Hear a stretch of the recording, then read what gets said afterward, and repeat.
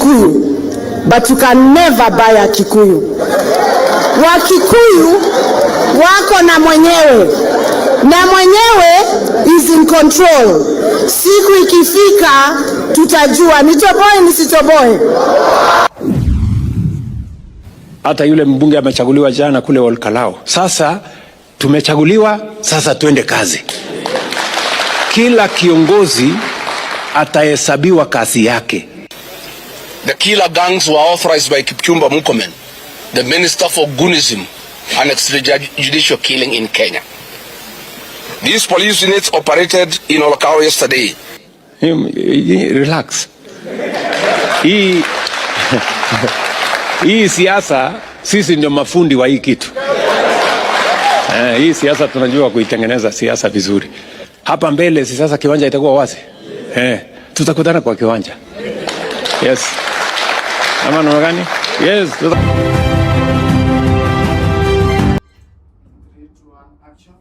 Yes.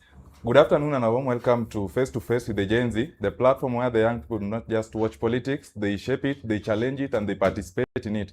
And on this week's episode of Face with Gen Z, we want to talk about the Kalou by-elections, and of course you have seen the results, where the DCP candidate won by well over 35,000 votes, and coming in second was the UDA candidate getting over 5,000 votes. So we want to look at that by-election outcome, looking at the young people also in their lenses. We ask ourselves whether this was a protest vote or whether this was genuine support. We also look at whether this was a referendum in the mountain and what this signals to us in the road to the 2027 general elections. So join me, stay with me, even as we look into this topic. And at this moment, I want to welcome the Gen Zs. Karibuni sana. Thank you for spending time with us. I'm going to allow you people to introduce them yourselves, but let us make it a bit interesting. So nitakuuliza chapter moja ya constitution ambayo inakuinterest, sawa. So as you introduce yourself, please tell us that one part of the constitution ambayo umeshika, because I know you people are very intelligent. So we'll start from that extreme end tuanze nawe Quinta. We'll go that way, alafu tarudi kwa panel yangu, si ndio? Karibu. Asante. My name is Quinta Awino, a student leader at the University of Nairobi. Thank you for having us today. So a chapter of the Constitution that I really love is the Bill of Rights. Here there are rights. Chapter number ngapi? Chapter number 4. Asante.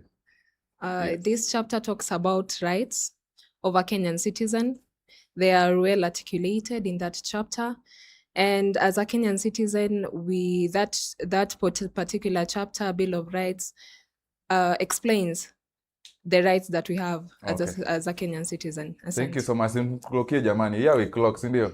That was well articulated. Tuambie chapter ya constitution and then introduce yourself. Okay. My name is Timo Odhiambo. I love the chapter 1 of the Constitution, sovereignty and supremacy of the people. Okay. We, the people of Kenya, shall. Thank you. Ujaji introduce, umesema tu chapter peke yake. I start with my name. Yes. Once more, my name is Tim Luke Odhiambo, a Kenyan citizen by birth. Asante sana. Also tell us where you come from, tafadhali. Mbona mko na haraka jamani? Leo tuko na haraka. Okay. I come from Kisumu. I live in Nairobi. Okay. Sawa. Asante sana Tim. Alphonse. Well, thank you so much for having me here today. My name is Ochola Alphonse Odhiambo. I come from Siaya County.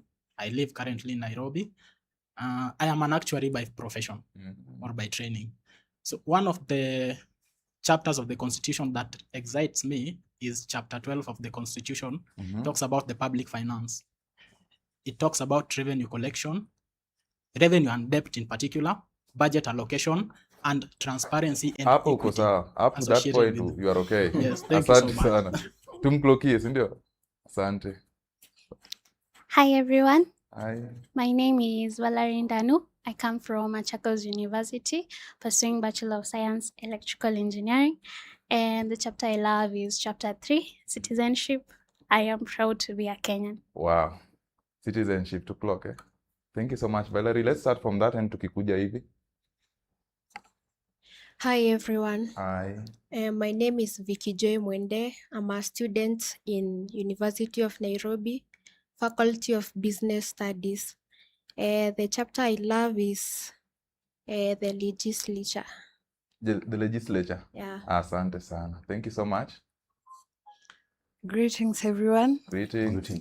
I am Barak Blessing, a student engineer from Machakos University.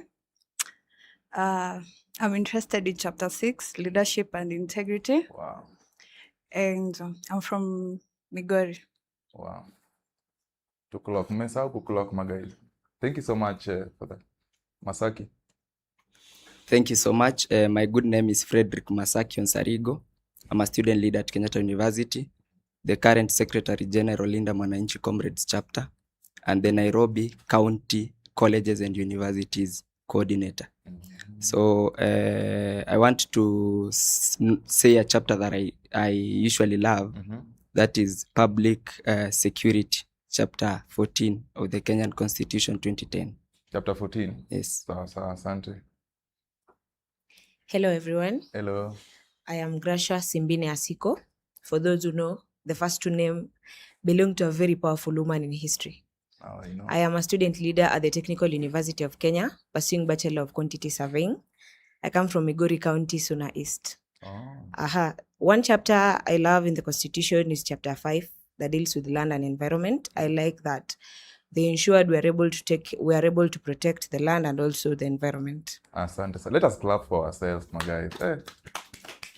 Cream de la cream, top, And then kukuja kwa panel yetu, si hakuna agency tumeacha nje. Thank you so much guys for that. It means you guys are top, mnasoma sana and I appreciate it. Acha tukuje kwa panel pia. But to the panel, I want to make it a bit interesting. Nyinyi tuambie the most misinterpreted part of the Constitution. Tuanze na nani? Who is ready to start us off? No, Tony, you are not being fair. I'd already Googled my chapter, but now what do I do? Start with your chapter and then maybe unaweza angalia nyingine. My name is Martin Ogindo, and I tried to be a student leader. I failed. And the chapter that I think is most, you said misinterpreted or? Most misinterpreted. Chapter 1. Chapter 1 is about what? Sovereignty of the people. A supremacy of the Constitution. Yes. I think that is the most misinterpreted chapter of the Constitution, because the supremacy of the Constitution has not been upheld. It is continuously and perpetually being undermined. I thank you. Thank you so much. Yes, Lennox Karibu. Thank you so much, most serene Kenyans and members of the Global Expanse. My name is Onyango Lennox Ndeda. I'm an engineer by profession. And indeed, I'm one of the most compelling enthusiasts of transformation in this world. Yeah. And this time, just to respond to your question, I come from Seme, that is Kisumu County, the legendary Seme, Rocky Land, one of its kind, only compared to Colorado. Number two, the most misinterpreted chapter of the Constitution, I think, is the Republic, Chapter 2. Okay. In the essence that people think that people are more superior than the Republic, yet the Republic is more superior than the people. It almost clashes with Chapter 1.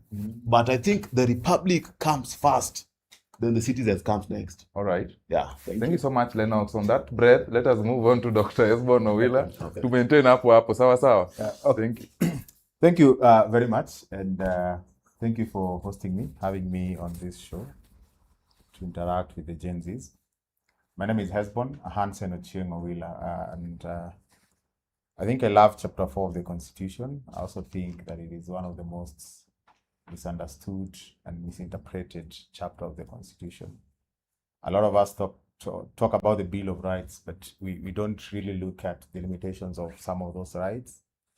And most certainly, there's a right to picket, to demonstrate peacefully, which I think has been abused and misinterpreted, especially by the establishment and against the people. Okay. Thank you so much, Daktari, for that. And last but not least is our convener, Karibu. Thank you, Tony. I'm actually somebody who is very interested in how Constitution is used in this country. And there are so many chapters that I believe are being misinterpreted, many of them deliberately. One of them is chapter 1 mentioned by Mheshimiwa Ogindo. Kenyans are being told in this chapter, all the sovereign power belongs to the people and they can exercise it through delegation or directly. That directly bit, they think the people can walk to State House and tell the president, using our powers, we want you out. But you see, that chapter also says, only in accordance with this constitution. So even exercising your power directly has to be done only in accordance with the constitution. How is it done? In removing the president, you wait for the next election and remove him. In making key decisions, through a referendum. In others, you delegate it to MPs, MCS, or executive arms of government. Yeah. Tony, you'll allow me to also remind them that even chapter 37 that you used to go to the streets is also very misinterpreted. They just read it when they reach peacefully and unarmed, they stop there. Article 37. Article 37. They normally stop there because they don't want to justify why sometimes you are being told, get out of the streets, and you say, our rights are being violated. When you set Uganda House on fire, you will be told to get out of the streets. When you block the roads with the fire, you will be told to get out because you are no longer peaceful and you are no longer unarmed. And you know the defense they give? That they only had water and flags. You can also have something else which they don't talk about. So next time, ask us another one, I will tell you. Okay, so thank you so much, our panelists, for that, and welcome once again to the show. Thank you for keeping time. No, I'm just keep time. Yes, but anyway, let us dive right into it. Na nataka nianze na nyinyi Gen Zs before I come to the panelists. I know you people saw that by elections, ndio wangapi waliona? By a show of hands. Amuangalie TV jamani. Yes, thank you so much. So we'll start right from you guys. What do you make of that by-election result? You overall comments in regards to that by-election. Kuna maybe expectation ulikuwa nayo. How many of us walikuwa surprised na that election result? So let us start with you, Grasha, as we move that way. Tanzania way, tuende kwa Masaki alafu tuendelee hivyo. Okay. Thank you so much once again.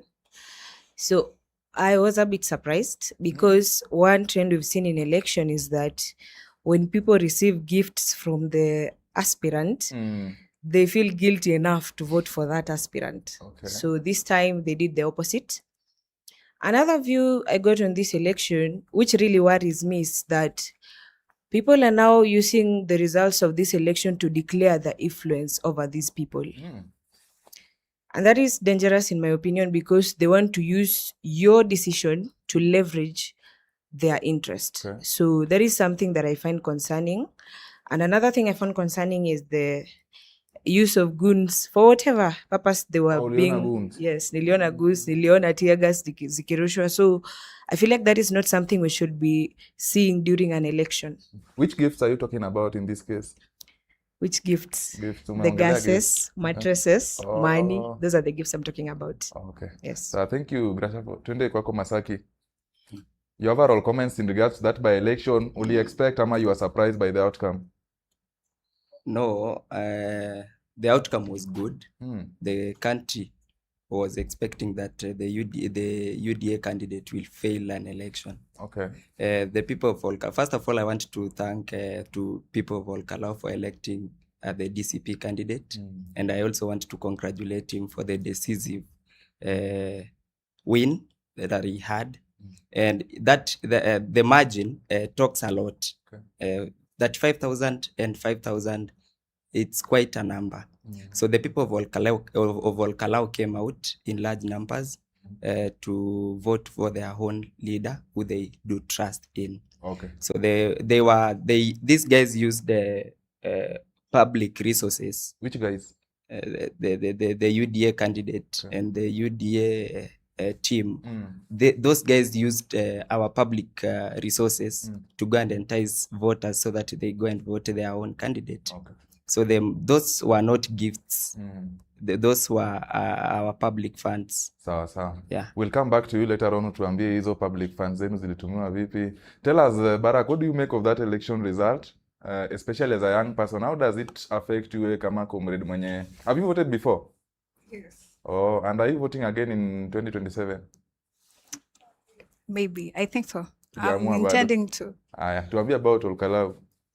Okay, I think what Kenyans want is possible to elect leaders who they really want.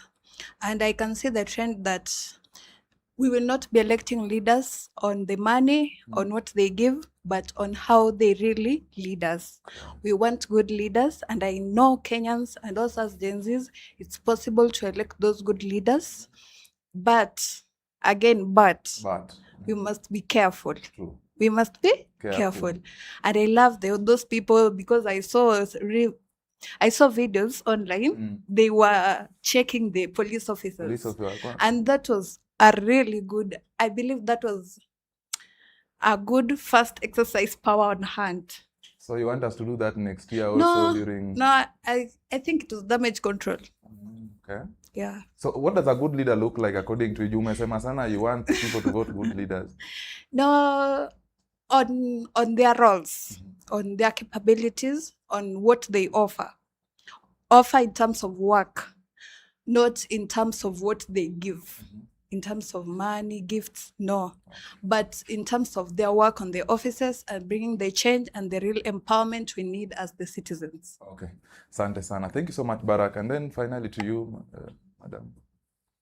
Tuambie what you think about that by elections. Where were the young people, by the way? Majenzis walipiga kura? Yeah. How do you know? I saw there were young people there, and I think the Gen Zs now, they walijua what they wanted. They hawakukuwa enticed by their gifts. Yeah, they voted Uko sure walipanga line mpaka wakapiga nini? Wakapiga kura jioni. Like most of the people tulikuwa tunaona kwa line walikuwa majenzis? No. Hawakuwa. So majenzis tulikuwa wapi? Have you voted before? No. Oh, na unaenda kuvote next year? Yeah. Oh, sawa sawa. Asante. Wacha tuende pale nyuma. Let's go to Quinta. Maybe you can tell us what lessons can we learn from Olkalau? And I also want you to tell us, unadhani what happened in Olkalau ndio itakuwa reflected in the rest of the country, ama that is a unique case? For me, what I took from Olkalau, what really caught my eye was the range from between the winner and the person who came in second. Gap. Yes. So this was a constituency election, but it caught people viewed it as a national election. A lot was invested from both sides, UDA and DCP. Yeah. And I will say we have learned lessons that what matters is the people, and numbers also matter. So I will not say that we could use this to maybe foretell if how next year's elections will be, but I congratulate the winner, Sami Kamau. Yeah, and it was a good election. Thank you for that. And before we go to team, maybe you can tell us, Quinta, why do you think this election like ilikuwa na stakes mingi? Mbona a lot was invested in it? It was a first election after formation ya DCP, and pia for me I feel like it was a competition ya kuangalia who is stronger than who in this region. Okay. So, but we should also not forget that the former MP won on a Jubilee ticket. And now we see two key people who was one a DCP candidate and another one a UDA candidate. This was the first election after the impeachment of Gachagua, which I also believe had some impact on this election, with him coming out and other leaders to speak their minds with the people of Olkalau. So I feel a lot was invested, on both sides, those in government and those in opposition. Okay. So thank you so much. Tuende kwako team. Wewe pia tuambie something about Olkalau. Were you in Olkalau? No, I didn't go to Olkalau, but I was there virtually. I kept following because I am an interested party. First, before I communicate on this, I want to congratulate the winner. And I know it was a hugely contested race. that was an eye-opening to the opposition. Maybe they had won, and as much as we congratulate them, we must let them also know that we've had 10 by-elections. They have only managed to win one, which makes it... So you have 90%. We have 90% by figures, which is true. And yeah, we talk about the gap.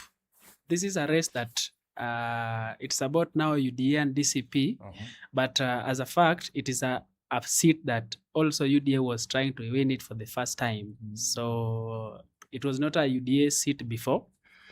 And getting that number of votes as a ruling party is not so good, but it was a trial. So this election, to me, it is a one constituency out of 290, which we cannot use to determine the national elections. But I believe the people decided to speak their mind in Kalou, and we congratulate them. Asante sana. Tuende kwako Alphonse, na utuambie kama umeona video yetu tukianza hapo umesema you cannot rent a Kikuyu, ukaona tena rais pia downplay hiyo victory. What do you make of that as a Gen Z? Well, thank you, Tony. First of all, I have to declare that at least there was some sort of transparency that was witnessed in that particular election. And it is quite absurd that even after the Kofi Annan Foundation came up with those findings that the electoral vulnerability index stands at 84%, we are still seeing some elements of political violence being orchestrated through Gunism. That is quite absurd. It scares away investors. It leads to destruction of property. It destroys lives. So that one that one has to cease from whoever is sponsoring them. Then another thing, we are being told that you cannot rent a Kikuyu. It sends a clear message to the establishment that somehow the politics of tokenism might not work.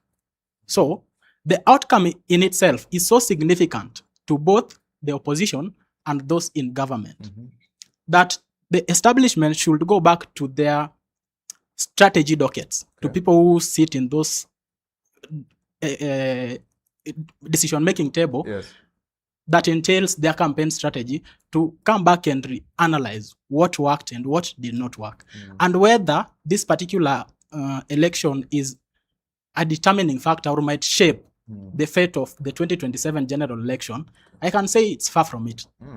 Because, number one, it is contingent upon the opposition's ability to use it as a PR tool during the campaign and the government's ability to counter that propaganda effectively before it leads to something else.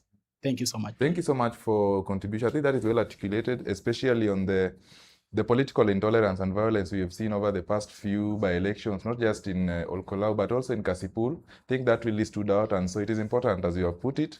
And then also how that one then affects the perception into 2027. I think that is well put. Let's go to you, Valerie, tuambie pia, what do you make of Olkolou by-elections? And afu pia tuambie kama, does it affect the 2027 election matrix in any way? Okay, thank you, Tony.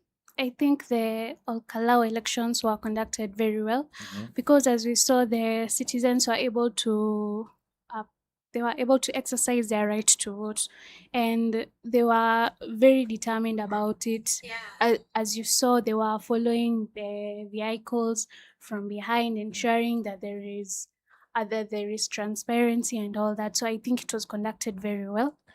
And the thing about the elections being, they're not going to shape how the 2027 elections will be, but you can have a glimpse of how the 2027 elections will be. Take, for example, Gunism that has frequently been rampant. It should not be acceptable. The fact that we should not have the government or the opposition party blaming each other for these goons and that, who sent them. What they should do, I think, is to try and encourage the Gen Zs and those people to stop that, because if not, it can escalate to something bigger. True, and I agree with you. We need to condemn this issue of goonism, sindio? Ni kitu mbaya sana. Thank you so much for your contribution. Nataka nikuje sasa kwa panelists. You have heard what the Gen Zs have said, and now I want you people to respond and also maybe to shed some light on what transpired in Olkolou. also. And maybe we can start with you, Lennox, also as the youngest man in the panel. You can tell us what you make of it, and also maybe respond to the comments by the Gen Zs. Karibu, Lennox. Thank you so much. I'm the most conspicuous member of the Pentagon, based on age and prolifics of that. Yeah, so I'll be very articulate on this one. I'm going to address this issue in trichotomous approach. The first monochotomy is the aspect of historical. Is it something surprising? Assuming I'm not surprised by that margin. Okay. I mean, only people who don't read are surprised with that margin.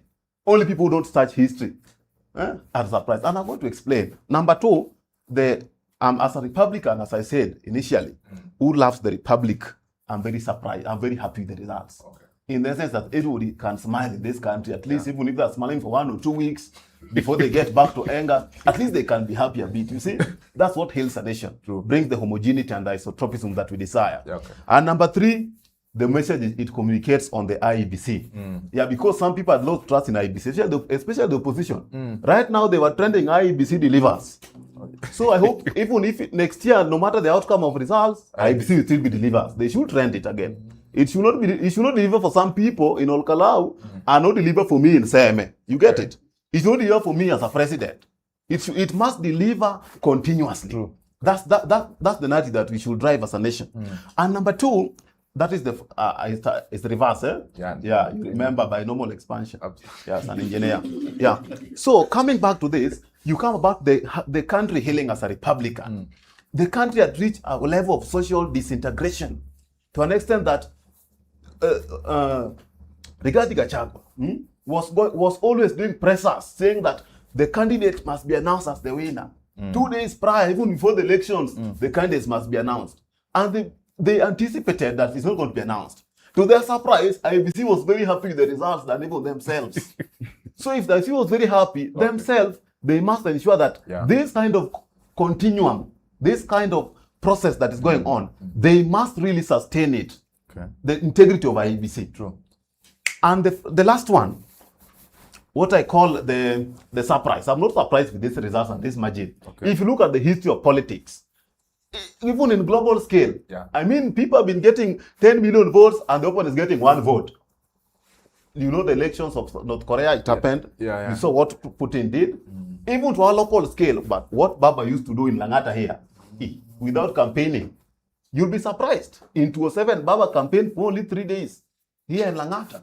99% of the votes. This one at least got 11% of the votes. So it's not a surprising thing. It's something that occurs continuously in politics.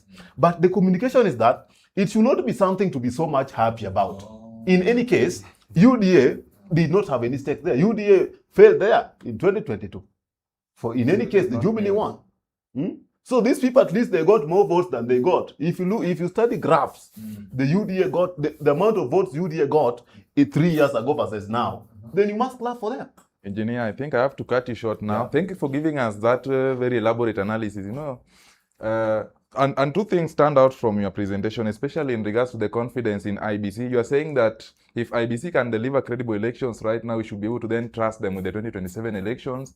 And also the issue of healing of the nation, and also given as a global comparison, that this thing is not news. It has been seen in other parts of the country, and therefore it is not something to really shout about. But thank you so much for that, Engineer. I know I shall give you an opportunity to speak later on again.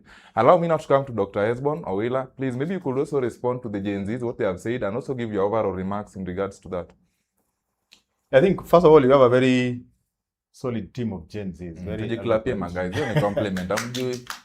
Very conscious of what is going on. I think they've raised so many pertinent issues. I think the issues of political intolerance and violence, we saw it, crop its face in the Kalou by-election. And I think the way it was handled by the entire criminal justice system is encouraging. And let me just speak to one thing that IBC did. I think IBC singled out political leaders who are probably mischievous in different ways, either voter bribery, inflammatory remarks, and 2 of them were actually charged by IBC. One member of parliament who was pro-DCP, I think was fined 1.5 million, and then there's an UDA member of parliament who was charged 2.5 million. And the most interesting thing for me is the fact that IBC was bold enough to rein in on bad behavior during the campaign period. But most importantly is that these members of parliament have gone to court. And the reason why I think this is very critical for me is the fact that by going to the High Court to get a judicial interpretation, whichever direction the decision goes, it's a win-win for our electoral justice system. Why? If this appeals at the, if they are going to the High Court is dismissed, it would give IBC an opportunity to go back and look at its regulations and framework and see how they can tighten that. But if the court upholds the decision by the IBC to censor these members of parliament and fine them, there'll be a precedent. There'll be a case law that will be set. And probably we'll have a benchmark going forward that certain kinds of behaviors that contravene the justice in the electoral process can be censored. And I think the political class would be well warned in the event that that decision sets a precedent and a case law. So for me, that was the first thing. And I think it goes a long way in entrenching, the transparency and accountability that most Kenyans are looking forward to in the current IBC as constituted. Then the second thing that was raised was whether this by-election is an indicator of what would happen going forward. I think it is. I mean, politics to a large extent is a function of perception. And most Kenyans who are anti the establishment have been looking towards a situation where they would see something that, can give them hope that this regime can be brought down. And I think to a large extent, that has happened to the relief of the anxiety that many Kenyans had. Many Kenyans who thought that this was going to be Bereno, this was going to be like Malava, and the opposition was going to be walloped. So that sense of belief, I think for me, is something that will ring a bell in most Kenyans' mind in terms of if our electoral processes are fair, just, and transparent like we've seen, then there is need to make decisions on who we are voting for. No one is insurmountable. The President, William Ruto, and his UDA and broad-based, they are not unbeatable. They can be beaten. And because opposition has also been beaten enough times and they've won, I think for me, it is a good thing in the sense that it gives people an opportunity to go and exercise their right, knowing that the systems that IBC has put in place remains predictable, but the outcome is unpredictable. I think when we go to an election knowing that our candidates have a fair chance of winning, we are likely to make decisions based on substantive issues and not emotions. And most importantly, we are likely to go and vote. The idea that there is a runaway winner in itself is a hamburger for voter apathy. But then lastly, let me also say that, and this is just my political interpretation, that you see this victory by DCP, first of all, is being framed in a way that does not help, let me say, the alternative or the grand opposition cause. And the reason why I'm saying this is simple. It is being framed, the opposition is framing it like this was, a battle between President William Ruto and the former Deputy President Rigathi Gachagua. And from a communication point of view, from just a strategic communication point of view, that kind of framing in itself does not serve the interests of the opposition. Because if you look at it critically, it basically tells Kenyans, yes, that there is a possibility that we can bring this regime down. We can beat the broad-based government.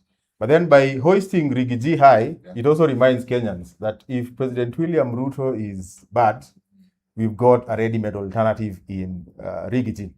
And I think the moment you put Rigiji as the ready-made alternative, 90% of the people who want President Ruto to come down would go back and say this is the better alternative. Would basically. So out of 100 people that you're telling we can bring President William Ruto down, and then you tell them that we can actually hoist Rigiji as the alternative, 90 of them will definitely flee. And say if this is the alternative, chances are we are better off with, President William Ruto. Asante sana. Sema guys, tuklokie panel yetu jamani. How many of us are learning something by the way? Yes, asante sana. Let's go to Mheshimiwa. Perhaps maybe Mheshimiwa, you can tell us what is your reading of this by-election? Thank you, Tony. And let me start by congratulating two parties in the by-election. Number one, IBC for conducting such a credible election that left every competitor satisfied. I think that gives IBC credibility in the eyes of Kenyans and has really proved the naysayers wrong that IBC can be independent. And I want to congratulate them and ask them to continue giving Kenyans such credible elections. Number two, I want to congratulate the winner of the Kalou by-election. And in my view, the winner of the Kalou by-election is DCP. And I'm saying that because I think the way the by-election was framed was a competition between parties more than it was a competition between the candidates.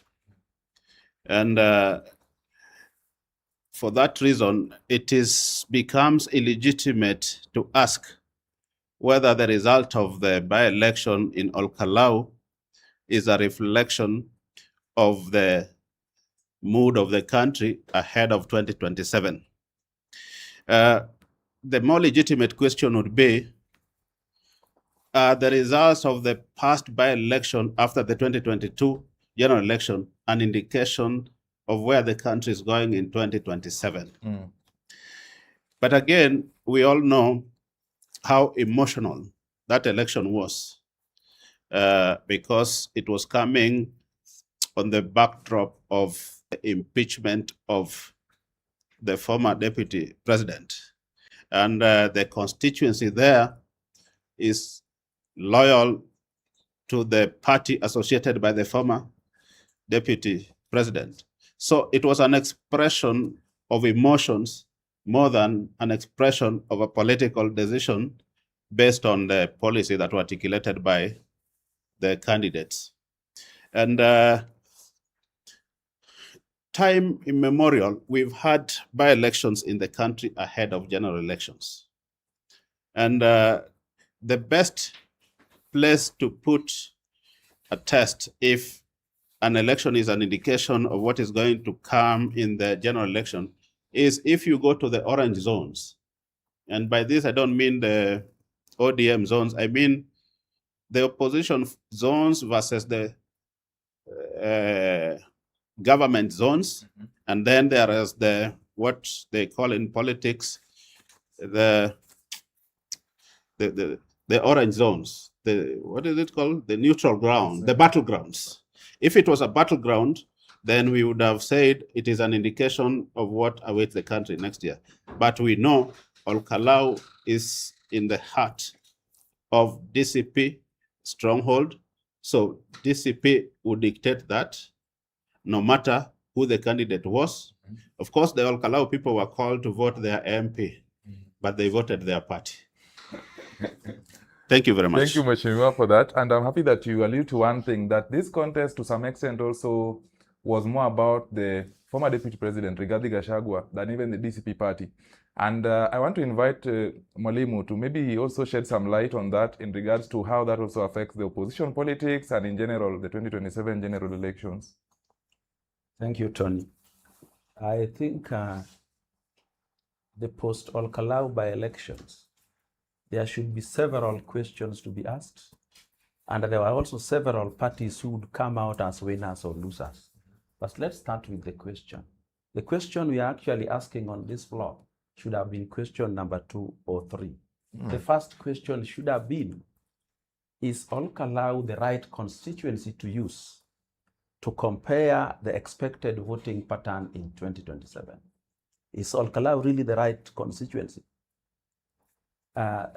If that question is correctly answered, then we proceed from there.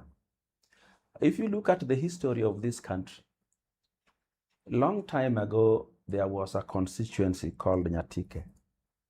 When President Moi got back to power in 1992, the then MP there resigned and there was a by-election. And the government put everything that was necessary to win any election. Everything. Some ministers were given multiple vehicles to go and use, camp there and bring down. They did not win it. A few months later, another constituency, then they were. It is said that the government bought a newly elected Ford Kenya MP, and there was a by-election. And then the government still lost. Since the general election in 2022, we have had 10 by-elections. Out of those 10 by-elections, only one has not gone to the broad-based arrangement, only the Kalou one. But today we are walking, talking, and running in this country like it is the decider. It is the one that is telling us what to expect. It is the one, it's the game changer. And we're cheating ourselves. The truth of the matter is this. Human beings, us included, normally are more loyal to our emotions than our intellect. Where? We follow our emotions more than we follow our intelligence, because we are too lazy to reason out things as we proceed. Another thing which you need to understand from the whole scenario, this election was not about political parties, nor even the candidates. Remember, there was an election in Mbeere. The incumbent candidate who died was DP. Even the opposition political parties decided that they are going to support the DP candidate to retain the seat. Of course, they did not. And then, no, the key candidate was DP. And I think the original MP became a minister. Yeah. Yes, that is the truth. And then it was lost. DCP did not field a candidate. You know why? Because Mbeere is largely Meru. Embu, not really Kikuyu. So Rigiji was very tactical because Rigiji had learned something in politics. The first thing that happens to you in an election determines what people think about you forever. So he wanted to wait until he gets a constituency in which the Kikuyu are the pure majority, and then field a DCP candidate and win. And that would be starting the journey on a good note. So Kalou happens. Remember, Kalou was originally represented by Jubilee. And we had expected that Jubilee, also being a member of the United Opposition, should have brought the winning candidate. But what happens? DCP runs in, fields the candidate. And interestingly, even the Jubilee candidate is coming from a political party whose leader is a potential presidential candidate called Matiang'i. But Matiang'i is not Kikuyu. Rigiji is Kikuyu. Because even if a Jubilee candidate won, that would still be opposition winning. Yeah. And UDA being beaten, if it was the whole idea that the problem was UDA. If the problem was UDA, why did the Jubilee candidate get 100 votes? Because we have converted this thing into a UDA or President William Ruto versus the people. There are also other candidates there who contested that seat. For example, PNU. PNU is a political party that was once the ruling party. You know what the candidate got? 28 votes. And today, we are using Kalou to tell us that President William Ruto will be defeated 85-15. Let's just be logical. Let's forget about the emotions. And then we come to the fact that UDA won, DCP won with a landslide. Of course they did. Because of the bitterness of the propaganda that community has been fed. And I've heard people celebrating that you must know that even if the government spent what, they haven't told us you cannot buy a Kikuyu, you can only rent. There is no by-election in Luo land that the government ever won. So is it only the Kikuyu? Is it now we are proving that you cannot buy the people? Even then we could not buy the people. Today I can tell you for free. If there is a by-election in Ukambani and we plant there a Wiper candidate, not DCP and not UDA will win there. So we are running from the truth to satisfy our simple basic egos, our belonging. You know, one of the reasons why it is difficult to change you or anybody else out there, because it will also mean changing your belonging. That I have always been belonging to one term. The moment these people convince me that Ruto is right, now I'm dropping my one term idea. So let us just be clear, logical, and right. So number one, we agree that all Kalou cannot be the yardstick. Just like Mheshimiwa Ogendo had said, we should have used another, especially Nairobi, where we have all communities there. Then we say, this is that. There is a constituency that we had the last general election where the MP died in a plane crash. What was it called? Emurwadi Kir. It has both Maasai and Kipsigis and some Kikuyus living there. It's not far from Nairobi. And we saw what the results looked like. Mbere is Mount Kenya, except that the community is more Embu than Kikuyu, and we saw what the results look like. So let us be logical. Even if you support me, be logical about things that favor or disfavor me. Then you will become a very good citizen. Because the greatest crisis of our time has never been misinformation, even though it is very largely misinformation. It is that belonging has become more psychologically acceptable than the truth. You don't want to hear the truth because you belong to 2 terms. You don't want to hear the truth because you belong to 1 term. You don't want to hear the truth because you are DCP. Listen to the truth even if you are not.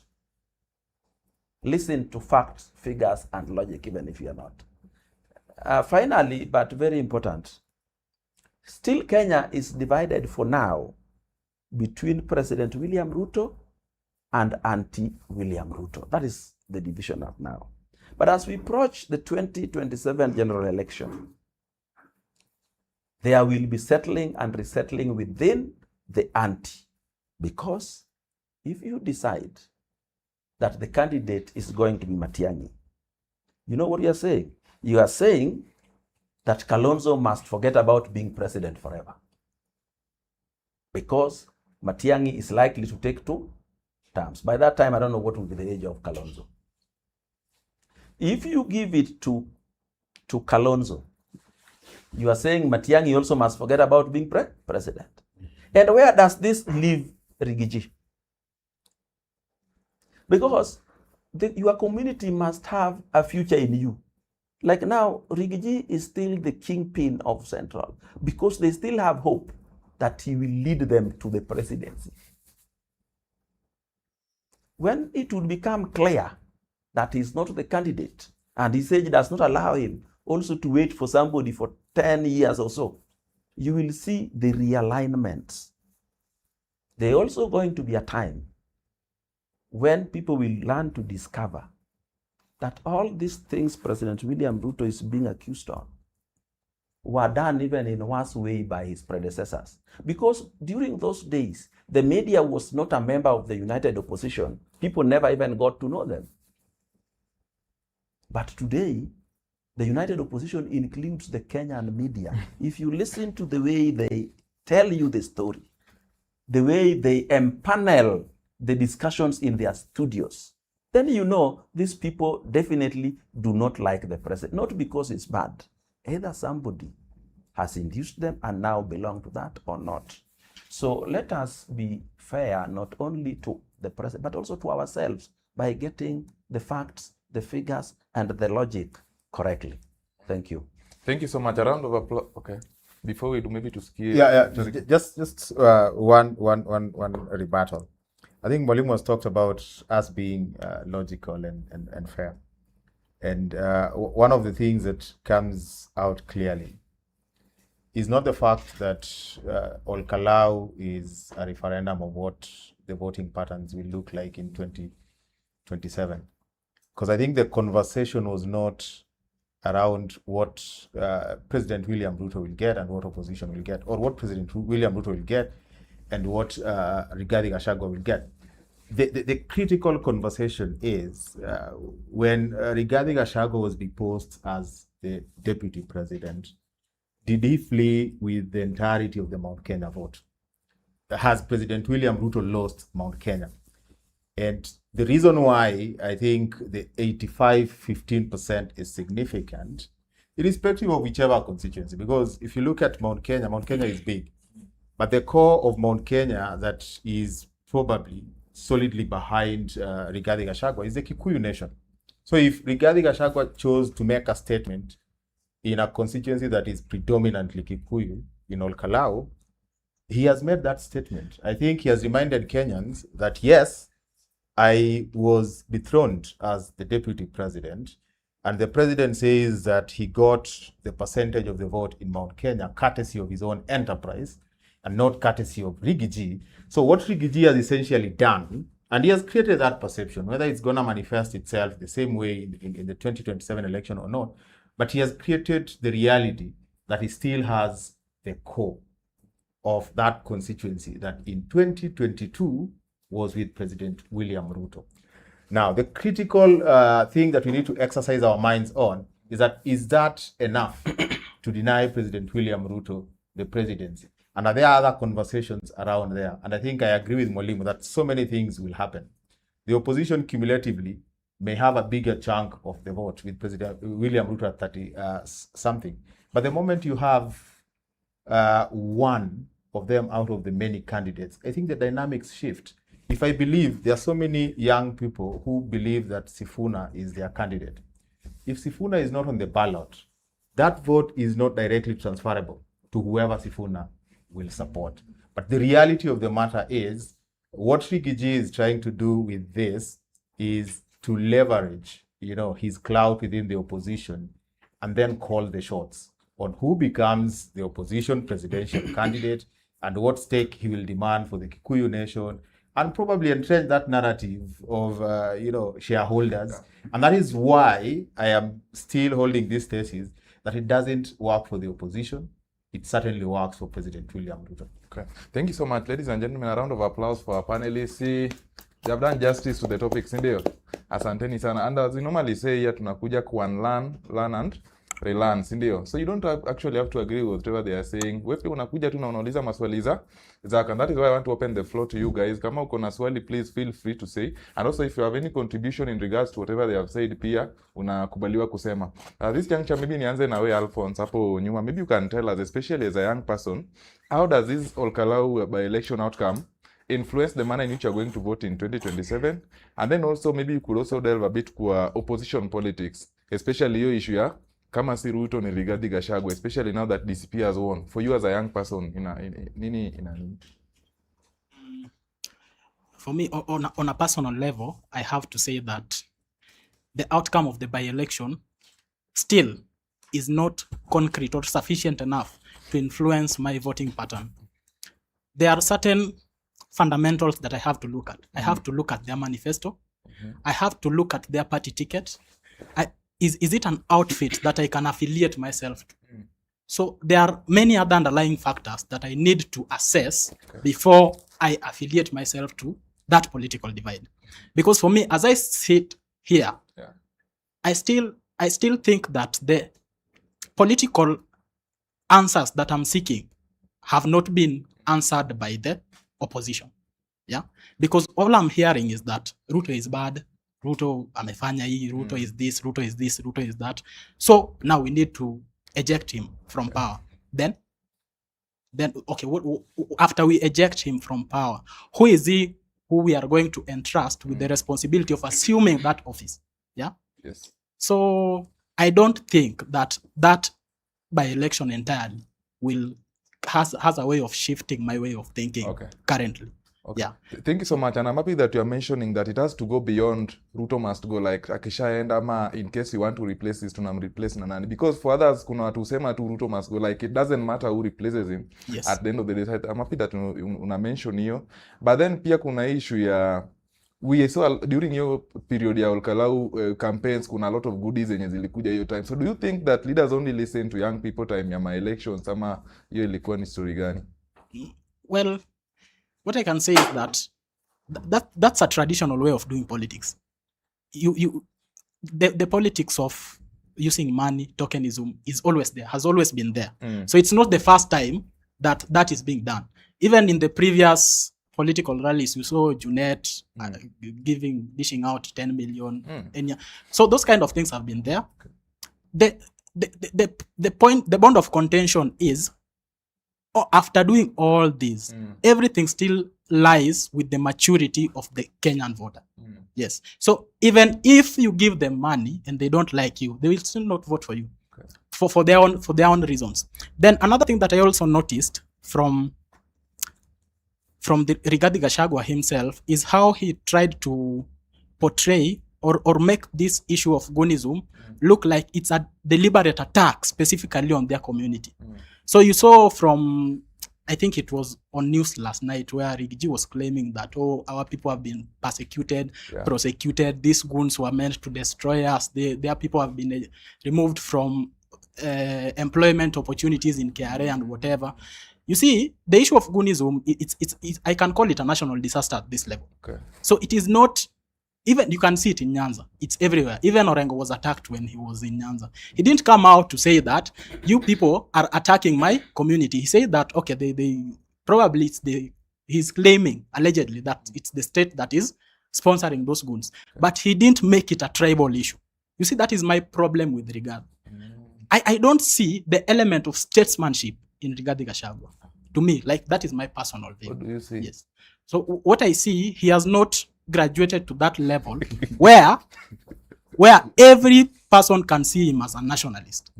Yes. So he needs to move from that level to advance to another level. Because even with now the by-election, if the by-election has been held in areas where he's predominant in, if that by-election was won, let's say he fielded a candidate in Nyanza and wins, that would have been defining. Definitely. Yes, thank you, Alphonse. Tuende kwako Valerie, unaweza tuambia pia whether you've seen the president has downplayed that win in Kalou. What do you think? Mbona unadhani rais ameongea hivyo? Okay, first, can I add on to Please add. that he has said about he was talking sorry. Okay. Yeah, and how the by-elections will determine the 2027 elections, and that motto or whatever, that Ruto must go. I think one thing that these opposition leaders are failing to do is to tell us their manifestos, because all they're saying is Ruto must go, but they're not telling us what they will do for us. They're just chanting Ruto must go. So I agree with him on the part that, yes, we might have some grievances with the government right now, and okay, we remove the president from power, but what are these opposition leaders like offering us? There is nothing they're telling us that they will do. All they're screaming is Ruto must go. There's nothing that they're handing us. And can you pardon your question? My question? Yes. I just wanted to ask you, like, at the end of these elections, especially as young people, once you have decided that you are going to look beyond Ruto must go, so does it then compel you to make sure that you cast your vote? Ama to some extent it also stifles your efforts to go and vote. Unapata sasa mtu anasema, because mimi sioni agenda yao, say now let me just stay home, especially looking at the Kalou politics. Okay, I think that because I think many of the Gen Zs, they don't know who to vote for. Say, for example, I have a friend. So my friend is anti-government. He's for one term. So the other day I was telling him, okay, then let's wait for 2027, you go and vote. But then he now comes and says, I don't want to vote. I'm not going to vote. I also have another friend. He's saying Ruto must go, but he's not willing to vote because these opposition leaders they have not offered anything to the Gen Zs, to the citizens. They have not given out their manifestos. So we are left there wondering, who are we going to vote for?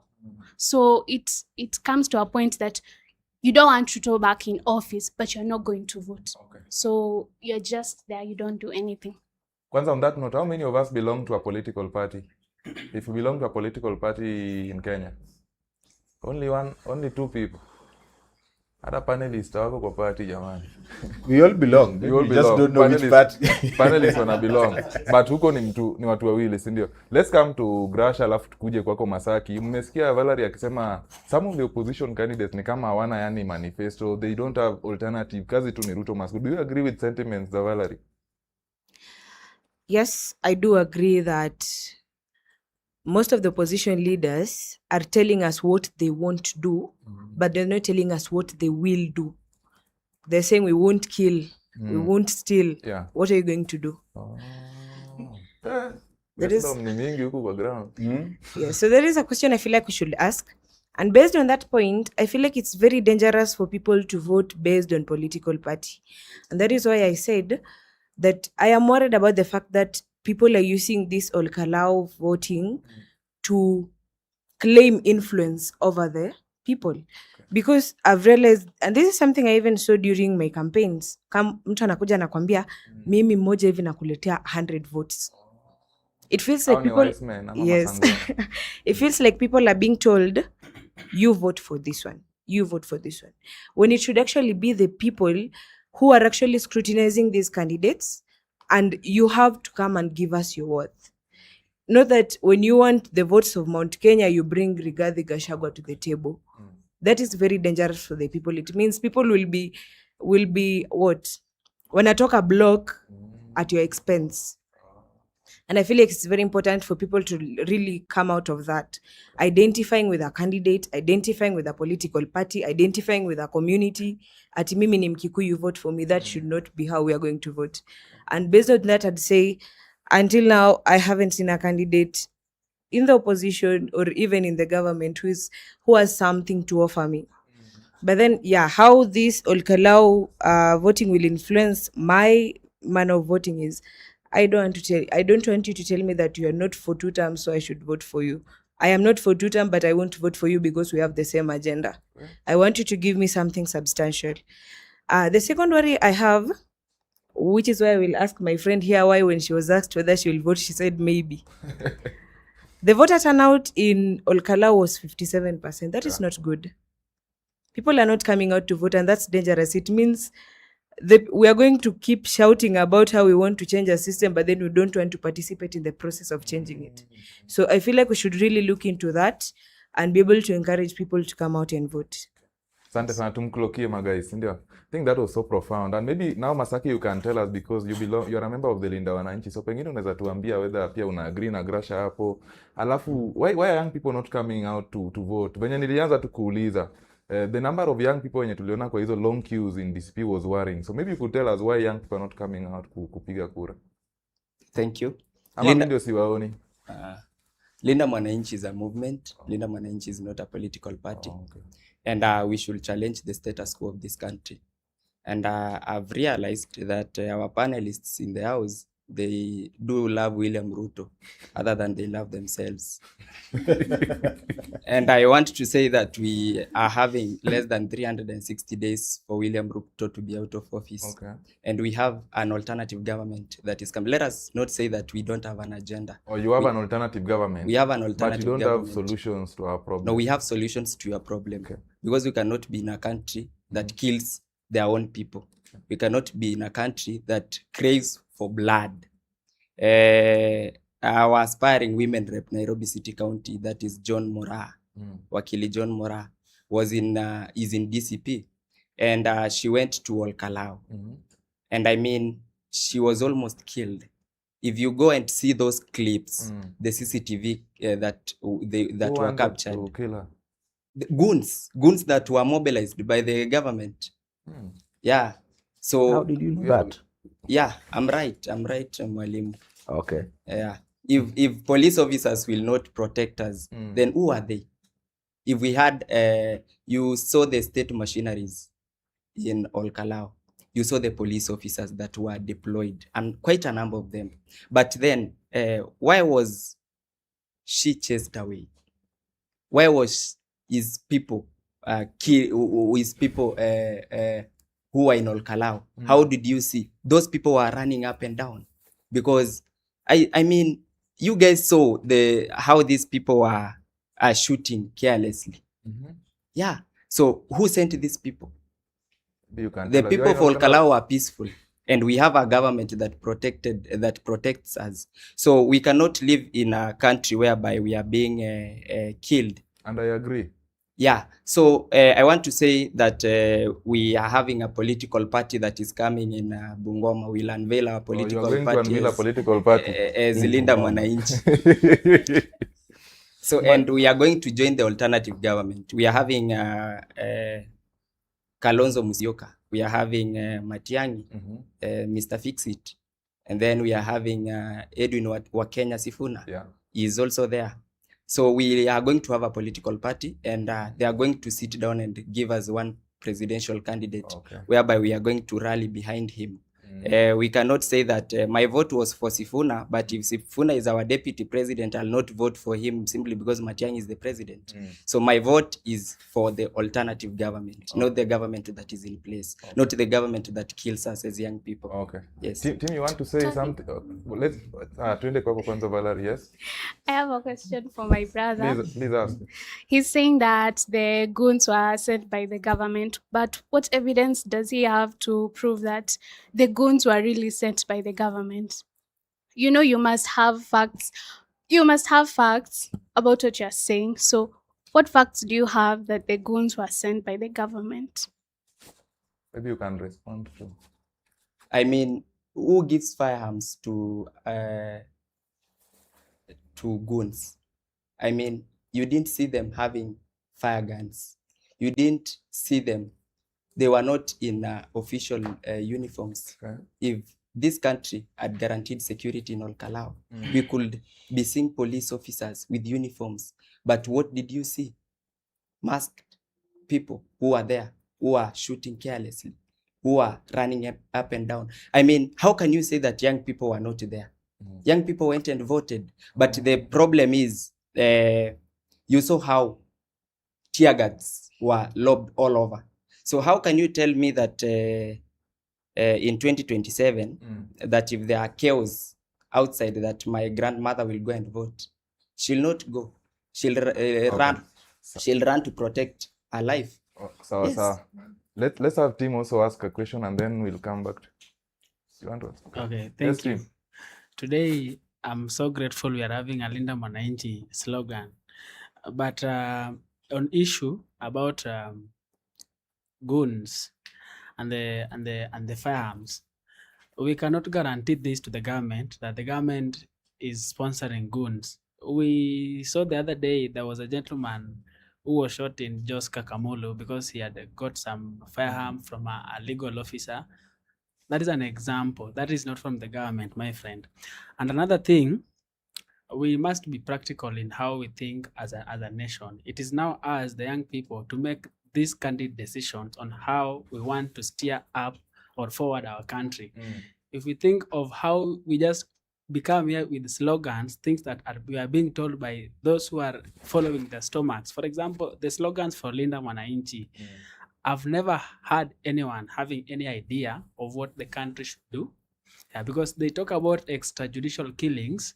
Normally, this happens in any government. It's not the first time that we hear people being killed in a government. But I see it nowadays, the group for the Linda Mwananchi, they stage war for themselves, then they want to blame the government. They are the people who are they're fighting so they their send own. goons to attack them. Exactly, that's Then what they blame do. the government. Then they blame the government. That is what happens. We had their party leader, Mr. Gachagua, saying that he's going to mobilize young people. For what? He's going to mobilize young people to attack him. Then he can say the government attacked them. And to finish off, I don't see why we need to be talking about Rigathi Gachagua as an alternative. We already know what's going on, and you have a constitution to protect. So he's not in any way a threat to us. The result that came from Kalou is not determining anything in Kenya. Sawa, thank you so much team for that response. Let me go to the other side. Hao watu wamenyamaza sana before tukuje kwako. Sawa, I'll come back to you. So tuende kwako Baraka and then we'll come this other side. Okay, first I wanted to add something on what you said. Please add. Nataka kuingia. Yeah. I believe firearms are available everywhere in the ground, not based on the government, not based on the people even who owns it at personal level. Does that mean government have a hand in that? They should protect us. Okay. I think Okay, sorry. Thank you. I feel like one thing that could easily push people to automatically assume that the government is sending these goons is the fact that the police do little to nothing about these goons. In fact, it's as if they're working with them. So that could, like, who else is commanding the police? But the gentleman who was shot the other time in Joskas, hapo pia at least tuna acknowledge jamani. Nasema because wanamkazia sana wanasema firearms are everywhere. Firearms are everywhere, but there's a reason we have the police. To protect us from those who want to cause chaos. Yeah. So if the police is standing and watching, it feels like he was told, awa wakikuja waangalie. So that could easily push you to say the government has sent these people. Kuna mahali mapolisi wanaangalianga tu watu hivi. Yeah. Okay. Tony, let me repair something there for you. And what I want to repair for you is the fact that somebody is wearing a jacket like this does not make him a goon. It doesn't make you a goon. And in this country, there is no law that prohibits the police from wearing civilian clothes. It is actually the most effective policing way. You see, these policemen in uniform, those are orderlies, people who make things done right. They're supposed to stand on the roadside for motorists to tell them right. A policeman who is supposed to arrest a criminal should not even be in uniform, unless they are coming to your home so that you know these are policemen have come for me. But a policeman sent into the streets to look at who is a criminal and who is not should not wear uniform. And why do they wear those jackets? So that you don't see their firearms. So I can tell you for free, I was shocked at one time that there was a judge who ruled that during protest, policemen should not wear non-uniform. That was a sick man. Because crime does not stop because people have promised to go on protests. In fact, they use the protesting period and that melee to commit very bad crimes. So the fact that you saw 6 men in Kalou in uniform, without uniform, carrying AK-47 does not make them goons. They are policemen, and they are there to maintain law and order. And they are there to fight the criminals who are going to use that time to commit their crimes. And there's something called propaganda. It's the most powerful tool in politics. Even you, I am sure there's a day you have picked a photo which you clearly know is wrong. Like I saw one today, took a truck that was carrying logs and say, the electric posts are now being taken away from Kalou. And he posted it. If you, on your individual capacity, you can think of such a propaganda, what do you think a big opposition led by liars like Rigathi Gachagua can do? They will do bigger propaganda projects than you can ever think about. So do not look at everybody who is wearing and think it is a goon. And not every goon has been hired by the government. That is simply propaganda brought in by the media and the opposition. Okay, thank you for that, Rita. You still want to ask something? Because I really need to go that side. So I will leave alafu niende huko, then I'll allow the panel to respond all together. I ask our panelist a question. Ask. He has said that those are propaganda. I saw you yesterday, you were in a fundraising of Cecil. Is that propaganda that Cecil was killed by the government? So you were there as a person. But Mwalimu is saying those are propagandas. You were there. He was killed. Is it true? Who was killed? Were you in a fundraising the other day? Cecil was killed in a police vehicle. I haven't said Cecil that is propaganda. Who said it is? Cecil died. Yes, he died. Yes. In a government vehicle.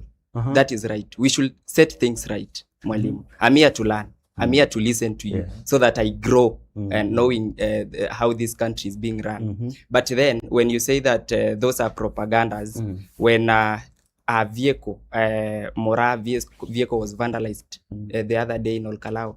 So how can you say that those who are policing civilians and they were protecting people while vandalizing a vehicle? So that is not propaganda. It's something we saw. The vehicle is today in Nairobi here for repair. So is that country that we want? We cannot have more day for William Ruto. Let's start with Cecil's case. Do you think it was the order of the government that Cecil be shot? Definitely not. And has the government done anything? The policeman has been charged. Why do you still think the government has not protected you? When the president came out and said, we will not allow any further extrajudicial killings or abductions, haven't they arrested every policeman or every Kenyan who has killed somebody? Is it not that the way, or you wanted to be protected outside the law? If we find somebody who has killed somebody, we shoot them. We want law and order. You kill me, the police arrest you, takes you to court. You kill Cecil, we arrest you even if you are a policeman, and we take you to court. Do not think the opposition does not have people in the police service. Do not think they do not have people in the judiciary.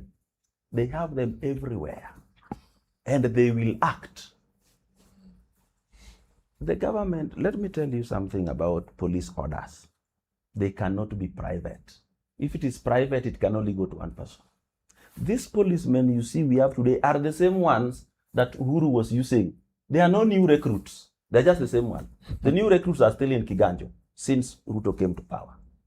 Do you think Ruto has given them fresh instructions? No. So let us be logical.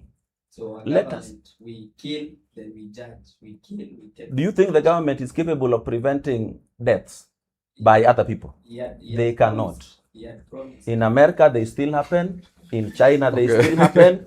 In France, people still kill each other. And do you know, the United States, the most democratic country in the world, has 25% of the world criminals in their jails. There is more crime where there is rule of law than where there is no rule of law. I'm telling you today, if you steal my money and you know I will take you to court and go through the process, you probably will steal more than if you know I will just come and kill you. So where there is rule of law is where there is more crime sometimes. The government is not going to protect you from your wife. Your wife can poison you anytime she wants. Your brother can knife you. In my village, there was a lecturer who was killed because of land. How was the government going to protect him from there? The government, what can do is prosecute those who commit crimes, but cannot prevent crime. Crime is living in you. In fact, the church protects crime more than the government because the church lives with you in your heart. Guys, that's a good place to leave it, eh? And we appreciate the schooling and the repair that you have done, Mwalimu. Allow me to take two more responses that side, alafu nikuje kwa the other panelists. Yes, Barak, you are saying something, and then we proceed to that lady, alafu you. Okay, I believe as Gen Zs, all we know in politics mostly is propaganda. So I think it's a challenge to us to be more informed, more exposed, and think for ourselves the way the Mwalimu said. Yeah, and maybe Mwalimu, you'll also delve a bit into how can young people then protect themselves from propaganda. It is very clear now from what we are seeing that a lot of the information we are seeing is actually not accurate. Yeah, most of it is propaganda. Yes, let's go to I think the parties should inform the people what they will do to the country than just say one time. Thank you so much. Hata usiongeze kitu. You said one Amesema just saying. Amesema muongeze kitu rather than just saying one time. So mpatiane options ama alternatives. Sawa. Yes, tuende kwa Quinta alafu tutakuja huko. Also for me, I'm happy that Gen Zs here have realized that the united oppositions are not giving their manifestos. I think what they're doing right now is debating amongst themselves. Who are we going to forward? We all know that as individuals, they all have interests, because in politics, it's all about interest. So for me, what I can say is, ukikuja ground, kuja na manifesto, come tell us what you're going to do for us. Then from there, we'll have to pick based on what you have assured us, because we also must be sure of what you are telling us. On the matter of Goonism, for me, I'll want to view a goon as a bitter person, not sponsored by government or opposition, but someone who is bitter maybe because of where circumstances have placed him to be. It may be cost of living, maybe personal issues, and decides to deal with it in a way that he or she understands and knows how to do it. But saying that maybe opposition is sponsoring or government is sponsoring, they may be interferences, but Goonism is not the best way to go. It's not the best way to deal with issues. And as a country, we should be people who are keen enough to manifestos. Yes. Thank you, Quinta. Oh, you have it. Okay, I wanted to ask, who is a goon? A goon. Sawa. I think panel Peter tuambie. Sorry, you also have another question. Maswali sasa hapa kwa goons mko na maswali jamani. Okay, my question is not on the goonism. My question again is to my friend. He started by saying we want to break the status quo. But the candidates he's talking about, Kalonzo, Rigathi, Matiang'i, these are people who have been in the government. So we will be maintaining the status quo and just exchanging the people who are on top of it. So I feel like that is not changing the status quo. Give us something better. Yeah. Yes. Thank you for the question fully. Okay, you are asking for because I wanted him to respond hapo kwa change, but ni sawa. Yes, team. Okay. Fine. Mine is a comment to the Linda Mwananchi Comrades President. We want to advise you to avoid that group so that you can as well be led by the right people. What I know is the propaganda that is going on might not be good for a Gen Z. And as a matter of fact, it would be so hard. Okay, sorry. It would be so hard to negotiate in the status of the nation when we all want to argue in terms of propaganda. What is really needed here is a solution. Neither the government is good or the opposition, but as now a generation that is coming up, we must be new with our ideas. When we are presenting what we want to the leaders, let us try and know how we can get to a solution rather than trying to support a slogan that is not helping. You'll hear Mr. Sifuna bragging who he is every time. Yeah. The other group, they are just there, who I am, what, but they are not solving our solution. It's okay. So let us not be into that kind of category that we just want to support their slogans. Thank you. Thank you so much, team, and I'm happy. You know, the good thing with this platform is that normally we allow anybody. So whether you are in Linda Wananchi, uko wapi, we allow them. Only challenge sometimes is that when I invite people wa Linda Wananchi, wanasema they don't want a platform where watu watuta mwako. But I'm happy that you gathered the confidence na the other people wenye mko nao to come so that we converse, indio, because at the end of the day, nation building is collective efforts, indio. So to let us engage respectfully as we have done. Najua hii conversation tungekuwa nayo pale nje, tungeshakanyagana, tungeshatusiana, si hiyo ndio kitu inafanyikanga. So thank you so much for being very, very respectful and courteous to one another. So maybe you can respond to your swali ya nani ilikuwa ya huyu Simia Grasha. Kwamba you are talking about change, but the people you are supporting, they don't represent change in any way. So shida iko wapi? Tony Blair, can we give them a chance? So they are better than William Ruto. I want to tell you without fear of doubt that those guys are better than William Ruto. But you know you are not there. The only thing that we are going Tony Blair, the only thing that we are going to do. Today we are having a conversation with the people from Taita Taveta and Voi. So we've been going across the country, talking to people, having this conversation. And we want to change this country. So that is why we are going to have a political party and what we are going to do to this country at Bungoma on 26th. So, okay. And I'll want maybe Mheshimiwa to maybe demystify for us change. Change ni kitu imetumika for a very long time, Change. So how change looks like, maybe Mheshimiwa, I'll want you to respond to that when you get an opportunity. Okay. Okay, right away. Okay. Thank you very much. But let me start by congratulating Masaki. I mean, he's made a good account of himself as a young man. And that is the essence of this platform, so that you can show the mental you are made of and what you are capable, and if you have a stand like he has. But the misfortune is that kwa ground, vitu ni different. You know, when you are newly born and you have only suckled your mother's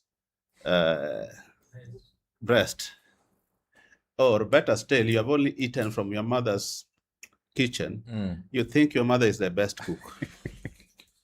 But when you travel, you realize that there are other cooks outside.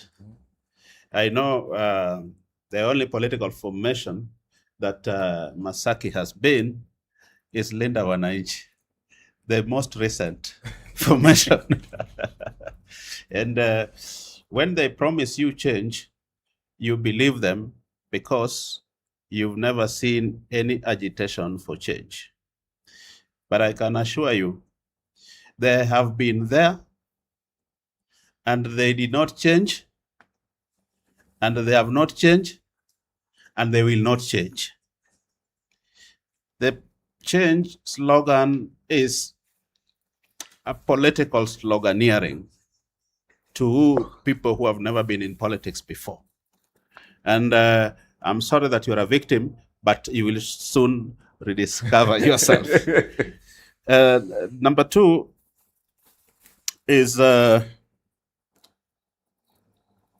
Tony, number two is this thing that I saw very very loud in the concluded election. I think tribalism is still very big in Kenya. And Gen Zs told us they would be tribeless, partyless, leaderless, but I think they have now reverted to the factory setting of the Kenyan reality. I remember in 2007, there was a political formation by the ODM. That was a juggernaut. And it brought together Raila, Ruto, Kalonzo, Mudavadi, Nyaga, and Ngilu. All those people, and Balala, all those people were in a pentagon. And things went on, and they were fighting for change. And they almost got it. They didn't get it. But in the end, there was a disagreement between Raila and Ruto. And some people said that the Kalenjin community were loyal to Raila and not Ruto when they voted for ODM in 2007. So when there was disagreement, some people advised Raila to go to the people directly, to go to the Kalenjin community directly, so that it doesn't need to pass through Ruto. And they tried, and Raila was competing against the Ruto combination. And the Kalenjin community voted to Ruto combination to a man. That tells you how tribal the politics of Kenya is. So when we see what's happening in Kalou, it is just the tribal card playing out, because our politics is still very emotional, but does not reflect the overall country. All tribes will align themselves appropriately. The second thing is the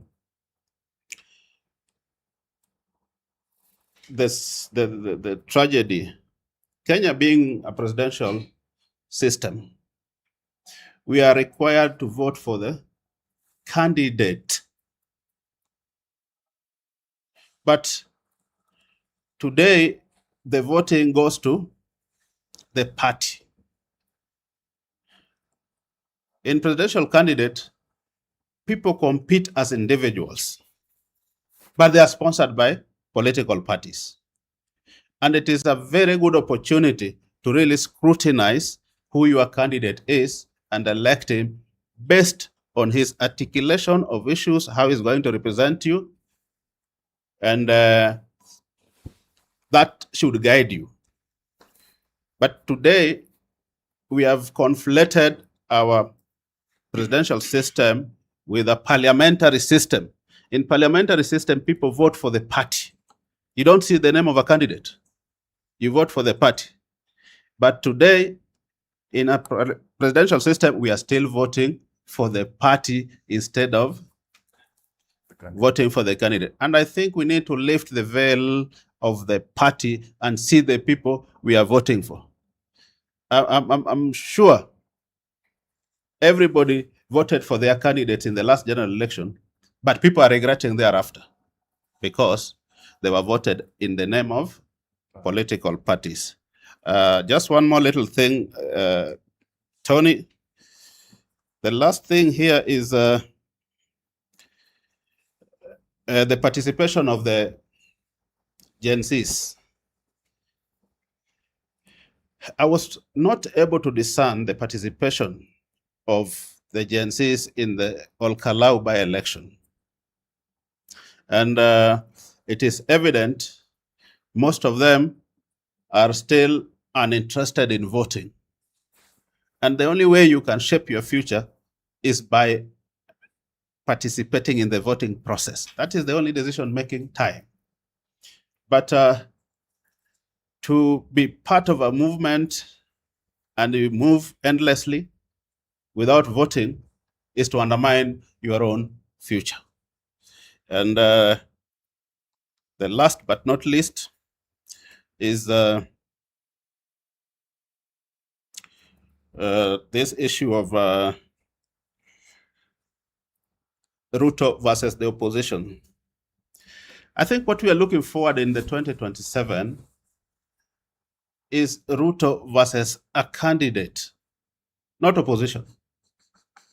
And the sad reality here is that the people who today comprise the opposition are people we all know. And I'm wondering who is bringing the credible candidature among all of them. Because we are asking, is it Kalonzo? What is new? Is it Rigiji? What is new? Is it Fred Matiang'i? What is new? Is it, who else is there? Wakenya Sifuna. What is new?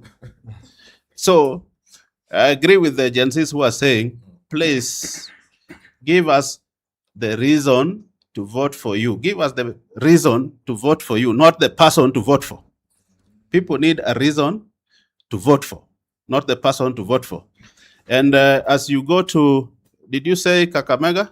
Bungoma. You are going to launch a party so that you can join the opposition. I mean, parties are formed to form government. Please redirect your energy into forming government rather than to joining opposition. Thank you very much. Well, thank you so much, Mheshimiwa, for that contribution. I think at this moment I have to bring in Lennox Kidogo. You have something when you're burning, Sana? Yes. Please, briefly. Yes. Okay. on her point and Meshimiwa's point about we as a nation still having the same leaders campaigning for presidency or for power. Like just as she has said, they have been there since time immemorial. From the time my mom was in school, she has been reading about Kalonzo and is still there. My question is, has it reached a point where we have to say that some of these people who are campaigning should step aside and allow the younger generation or other people, the Gen Zs, to come in? Because one of the reasons why some of the people or some of the citizens don't want to vote is because the leaders that are there are not giving them they're not offering something that is likable to them. So is it time that we tell these opposition leaders or the leaders to just step aside and create room for another generation, a new generation, to come and lay out their manifestos and all that? Asante. And okay. I haven't finished. I think it was a question by Gracia about the police not taking action. I can't say that the police are not taking action. They are. But there are some instances where I'm not saying you have to understand them, but give them some grace. Because there was this footage, there were goons who were hurling stones and attacking leaders and in their vehicles. And then there were some policemen there who are just standing by and watching. So at that point, I would like to defend the police because they're still human. You are telling me that we have 50 people, 50 goons coming to attack these leaders, and then we have 5 policemen there. How do you expect 5 policemen to handle those 20 goons? Yeah, they are armed. They're still people. Yes, they've been given orders to protect the citizens and the leaders, but they're humans. They'll think of themselves, and they're seeing the crowd there. They must think for themselves at one point. Okay. Thank you, Valerie. Thank you, Valerie, for that. I know. But before she disagrees, Tonya, you know, when police come out to protect the citizens during maandamano, during riots, they must use necessary force to protect. And every time they have come out to protect innocent people from violent demonstrators, the police is harassing Kenyans, the police is killing Kenyans, come out. So I'm now torn between, at what point should the police protect the Kenyans so that we are satisfied with their protection? Exactly. There seems to be a bit of double standards in that. Yeah. Also, Tony, before you disagree, my last point, before she disagrees, you see the police not acting, they are putting all that blame on the government, on the president. Once the police are sent out there to perform their duty, the president or the government is not there to direct them. When they are there, they're the ones reasoning for themselves. So you cannot put the blame of the police back onto the president or the government, because once the police is deployed to go and deal with these goons and all that, their personal decisions cannot be triggered by the president, because there are orders that have been given to them, but still there are persons.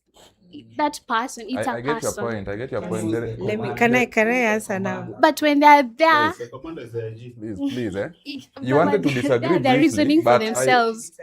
I disagree briefly. I'll have to later panelists. So, first of all, to her very latest point of the police being human beings, and when they get there, they think on their own. If they cannot do what they were employed to do, they should be fired. Number 2, the attack by goons did not start in Kalou. We have been seeing it. So if the government observed and saw that 5 policemen were incapable of stopping the goons, why did they still send 5 instead of sending more? During the Gen Z protest, they even gave us KDF to come and take us out of the road. today they can't bring them to stop the goons. Okay. Allow me at this point to bring in Lennox, please. Yeah, can you keep quiet, everybody? Yeah. Yeah, thank you so much. You see, the highest form of intelligence is studying patterns. The moment you understand patterns, you are the most intelligent person. And I think majority of us do not understand patterns. I'm not saying you're not intelligent. Yeah, it's just budding. It's coming up, it's growing. Yeah, we are intelligent, of course. That's why we are here. So, when you look at the patterns of each and everything you've been talking about, police, goons. First of all, you asked the definition of a goon, somebody asked. Yeah, let me give you the elementary from etymological understanding of it. Goonship. Number one, Kenya does not have a legal definition of a goon. That's number one. You cannot be charged for being a goon. That today you have 5 years offense, goon. There's nothing like that. This is a coinage of the streets that has been used flamboyantly by the opposition or the government to drive a narrative. You get the narrative? Can I see people nodding? Yeah. So that coinage is of the streets. There's nothing like being goon. Yeah. What we have is organized crime, gangsters. That's what we have in our constitution. So when you see somebody talking of goons, like right now, OTV, some of us have been called goons when you were in campus. True. Yeah. Even some of you have been called goons in campus election. Like you, for instance, people said you're working with the goons. A first-year student. Who is just looking for 30 bob to go and eat chapo beans. Yeah, now is now supporting is rowdy. You call that person a goon. We must separate how we define goons. Because nobody in this country has been charged for being a goon. Which means there is no goon. That's number one. Number two, I want us also to say that William Shakespeare argues that things without remedy are things without regard. When you read the Hamlet and the Macbeth. Why am I saying things without remedy are things without regards? There is no remedy from the side where you are coming from. Therefore, you cannot give it regards. In the essence, from my first statement about patterns, the patterns that you are telling us about, I'm just helping you as a young man, a young brother. Yeah, I want you to, yeah. So, you talk of these people, you mentioned the three names. These people is either they have been part of the status quo that you are attempting to devour, or there are people who have grown up in the same system. Which system has Sifuna grown up in, for instance? He did not come from Russian politics, jumped in Kenya and became a senator. This is a thought that has been budding in our politics. Meaning in any scenario, if this person is to make any change, it's going to be change relevant to the current status quo. That brings us to the point that why are we in any way? Why you accused me of loving Ruto more than I love myself? And your first statement.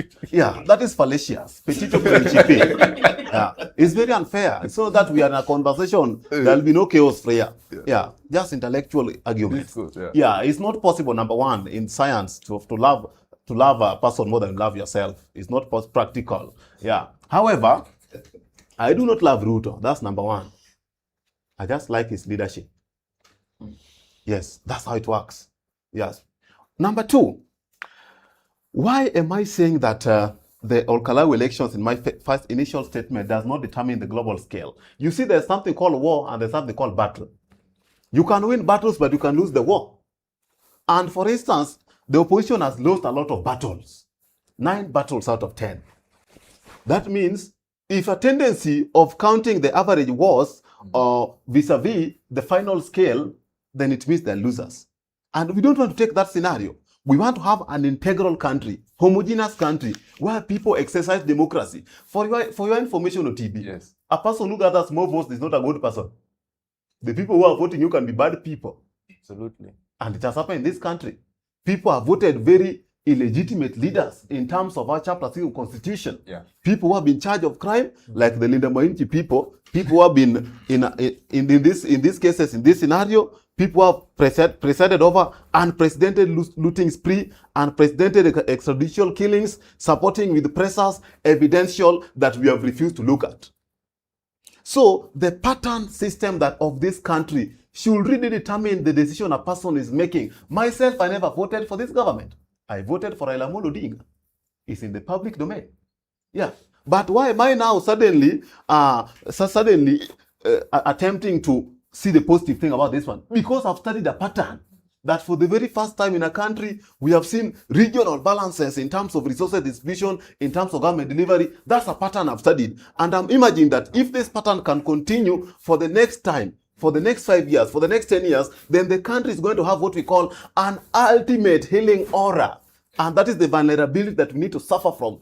Aura of innocent vulnerability to development of the country, not ruining of the country. In conclusion, yes, hey.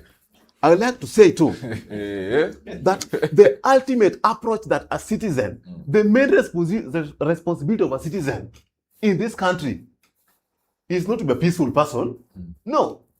You see, when you talk of goons, we are saying as if peaceful people are good people. Huh? How, these politicians, are they goons? These people are ruining the country. Do they go to the street carrying pangas? And it is very sad that we are demeaning sometimes the youth in the name of goons. Somebody who was just carrying a panga going to harvest a few sugarcane and they're in a group, suddenly, and there was a political rally nearby, suddenly they're being brandished goons.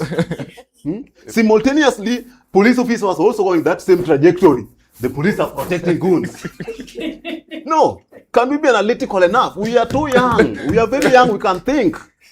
Otibi, yes. I'm taking 30 seconds and I'm concluding. Okay. In this manner, the youth of this country deserve dignity. That's number one. Yeah.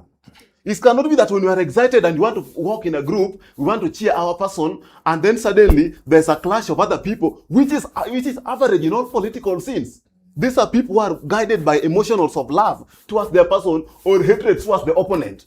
And when they clash together and there's chaos, even when you are in young age, in nursery school, I mean, there was a lot of fighting, football clashes in average places. And people used to fight, and then people pack and leave, go to their things. The young people deserve dignity. Today, if I choose to walk from this place to Ngong Road with my friends, who are very many, by the way, carrying rungus, average crude weapons that anybody can get by the street, soon we'll start saying that the Maasai selling rungus in this country and these machetes are goons. Because how can groups? We must really take care before we define the word goon. We are demeaning citizens for no good reason. That average people in Kalou who are working, who are very happy that day, we don't know the organization they had. It's IBC that came up with the date. They had also organized that date last year. Or now they're going to operate their thing. Suddenly they're called goons. No, the citizens deserve dignity. Period. Thank you so much, ladies and gentlemen. In case you're watching us for the first time, please make sure you like, subscribe, share, and comment. Now, utume maswali zenu hapo. I'm going to take a minute maybe to read some of the comments you people had. But I'm going also to attempt to speak like Lennox, because Lennox is a 6th-year engineering student from 2. Ladies and gentlemen. At this moment, I want to invite Dr. Hesbon Owila to also maybe give his remarks. But maybe before we close it, I'll come back for one final round for you people. 30 seconds. So at this point, karibu, Daktari. Well, I think that there's a lot that has been raised. I don't know where to start, but I have them arranged in my brain. First, I mean, it's good to listen to the things that you're raising. And it's so important to respond. And that's where I'll start. There is no vote for alternative opposition, united loyal opposition. They don't have a vote in Kenya as of today. They don't. And we also have on the other side, the broad-based government. I don't know what they call themselves. There's a lot, Kenya Kwanza plus ODM, broad-based government, or whatever it is that is supporting President William Ruto. They don't have a vote in this country as we speak. But the reality of what is happening today is that Kenyans will go to the ballot in 2027 and vote. And the first thing that they will be thinking about is the number of Kenyans who've been killed, the high cost of living, the reactions to the Gen Z revolution, what the government has done to date, or up to the point we will be holding that election. So to that extent, you can easily tell that there is a lot that both sides of the political divide can do to marshal votes and get those votes. And I think that's where we are coming in when we say, in as much as the government of the day, or what we call the broad-based today, has its work cut out. I mean, we know what we are going to evaluate them on. First of all, a regime in power is almost always evaluated on failures. The first thing we are going to start is not what President William Ruto and broad-based has done. We'll start by what they have failed to do. And the reason why that is critical, and I agree with you, is because this regime was voted overwhelmingly by you guys who are now against it. And I remember sometimes in 2023, when us guys who supported Azimio, and we supported Azimio to the last man, we even created the pathway to victory because we knew Raila Odinga was going to win. Okay. We did not. And the 2023 protests in the streets, the local media framed it in a very interesting way. They framed it as a protest by the opposition. It was not a protest by the opposition. We were not protesting the loss of the election. The moment the Supreme Court pronounced itself, we said, yes, we have a government, the government of Kenya for all of us.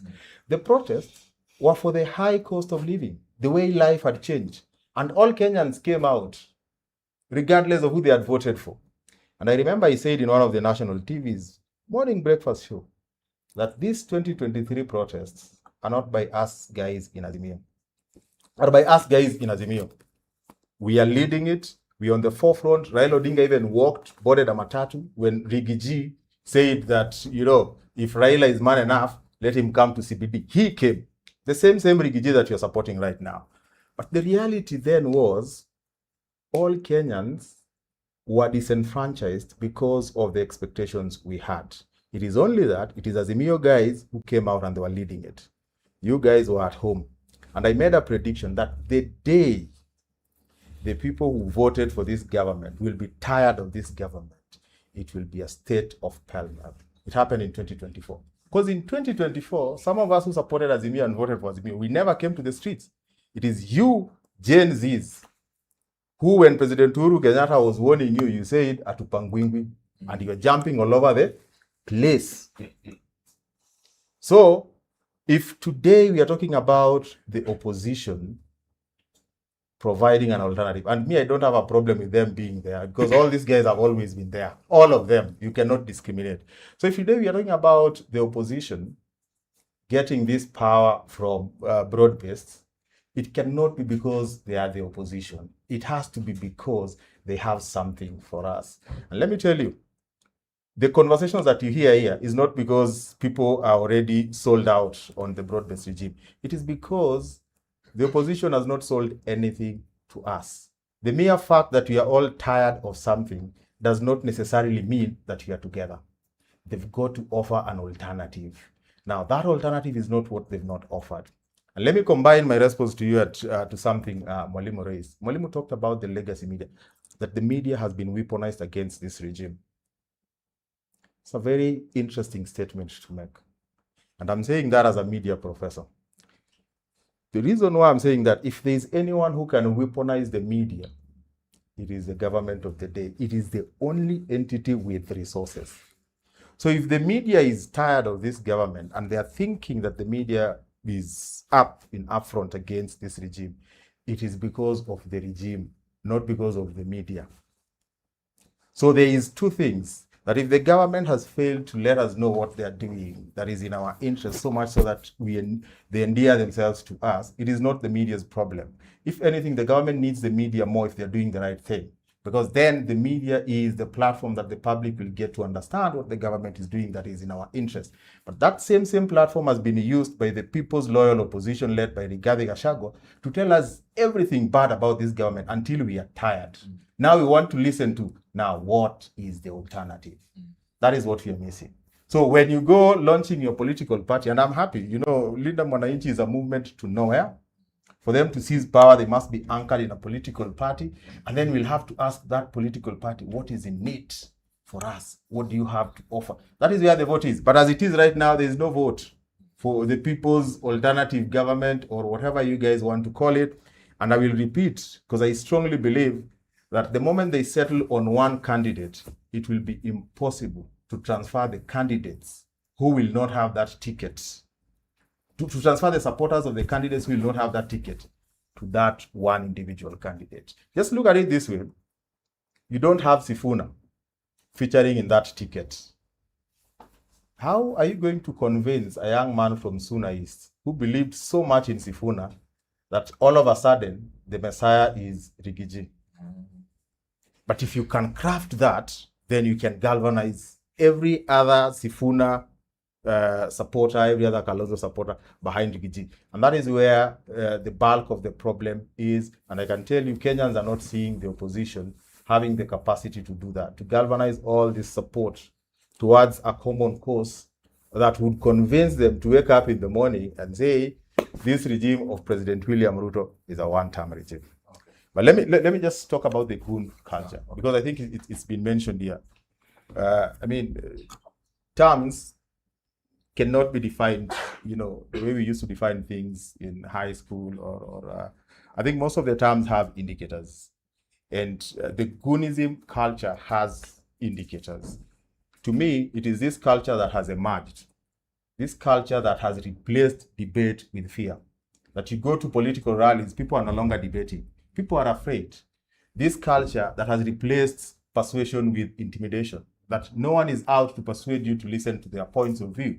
They want to intimidate you. And that's a dangerous culture that we've seen in all these, by-elections. It is what we saw in Kalou. People were intimidated. We didn't see, no one remembers those two candidates at a national level. At what point did they even sell to us their manifesto? But let me remind you of what Mwalimu talked about. The same things that happened in Nyatike and their constituency when Tomo Bondo and I think Ocholo Gur defected from Khan immediately after the 1993 general election. And I was in class 2, by the way. But I remember those events. In Migori constituency, where I come from, Migori constituency that now has given rise to Uriri, Suna East, and Suna West. Owino Liko also defected. Immediately after winning on a Ford Kenya ticket, they defected. And the reason was very simple. They were defecting so that they would cripple Ford Kenya from being the official opposition party. This Ford Kenya that is now a Bukusu political party was a very big political party. So when they defected, as a class 2 kid, we went to Migori Stadium to listen to all the candidates that wanted the Ford Kenya ticket. One of them was Charles Ogutu, who was a university student like you guys. We went and listened. Ask yourself, is it possible for a class 2 kid to go to a political rally today? Is it possible? Now, that is goonism. That culture that has made it impossible for people to go and listen to politicians debate in a public rally. Now, it is not about young people. It is not about normal Kenyans like you and I. It is the political class. Let us not run away from the fact that there is no goon somewhere who is going to be picked. It is politicians who have created this culture, who are maintaining this system because they are benefiting from it. And it is not our problem as the citizens. It is the buck stops with the president, the cabinet secretary, interior, and the police. There is no way you're going to tell me that police officers can walk along with people who are carrying machetes and you're living in a country. We are not as serious people. And then you tell citizens that police are supposed to be with you so that they arrest you. No. The president is the only person that all of us as Kenyans went and voted for, not my MP. We all voted for the president. So this culture of goonism, they've got to stop it, and they've got to stop political leaders. This idea of saying that all politicians must have goons for them to attend meeting is a dangerous culture. Today, they will block a politician. Immediately after the election, do you know what will happen? Those politicians will disappear because they'll be broke. They'll be waiting for parliament to open to get a salary. They will start blocking individuals like you and I. You're going to work, they come with 20 motorbikes, they block you, they rob you, and they go. We have to stop politicians from sustaining this system. Thank you so much. Thanks so much, Daktari, for that very, very elaborate presentation. Last but not least, Mwalimu, please also speak to the Gen Zs. And also maybe you could speak to the aspect ya goons. I think goons imeficha prominently kwa discussion ya leo. Yeah. I think we need to understand who goons really are and where they are found. Today I am sitting here, but tomorrow I can be a goon for the moment. Then I'm back to my house, in church, everywhere. A goon is only a goon that moment is committing goonism. They are not employed anywhere, the government has them nowhere. But we must also appreciate, in this country, the ratio of the policeman to the citizen is 1 to 520. What that means, it is not possible for the police to be everywhere somebody is hiring a goon. It is not possible. That's the same way it is not possible for the policeman to be everywhere. Somebody is killing his wife. It is not possible. Then we must also appreciate we live in a society where propaganda thrives. People even make their own propaganda. There was a last general election when one man was called on phone. And he told the person who called him, who was very unhappy that Raila Odinga looked like was losing. He told them, don't worry. In fact, those people had hacked the TV houses, Citizen, KTN, and in fact, the police have now arrested them. In fact, tomorrow at 10, Raila Odinga will be announced the president. He created his own propaganda, complete with evidence. And that thing really trended. Unfortunately, it was in Luo, so it blocked some people out. This country, people will create propaganda the way they want. And let me tell you, there are some people in Linda Wananchi, and when you look at their history when they were in the university, they even planted bang in the bags of their political opponents, have them arrested, sent goons into the police cells to go and sodomize there. Yeah. It happened. This country, I can have him arrested to Central. I go and bribe the sentry officer and the duty officer. 2 people will be purportedly arrested in town and thrown into the cells, who will be released at 2 a.m. after they have messed him up. And it goes like that. That has nothing to do with the government. And these are the depth of propaganda you people as young people need to study and get to know. There was a man who was sodomized in Mombasa. You remember him? It wasn't the government, but it was done at a police station. It can be done. So when you find a graduate or a potential like you arguing that because it's only the police who have tear gas and one was thrown at a rally in Kitengela, so it must have been the policeman, I think that makes you very low on the intellect spectrum. So we need to be very careful. So as for goons, they are out there. The politicians. You see, there was a church service in Kisumu where goons were supposed to have seen carrying machetes. Don't you think it is possible for the very people who are purporting to have been attacked, organize one team, you go with the church, organize another one to come and attack them for political mileage? In propaganda, when something happens, ask yourself question number 1.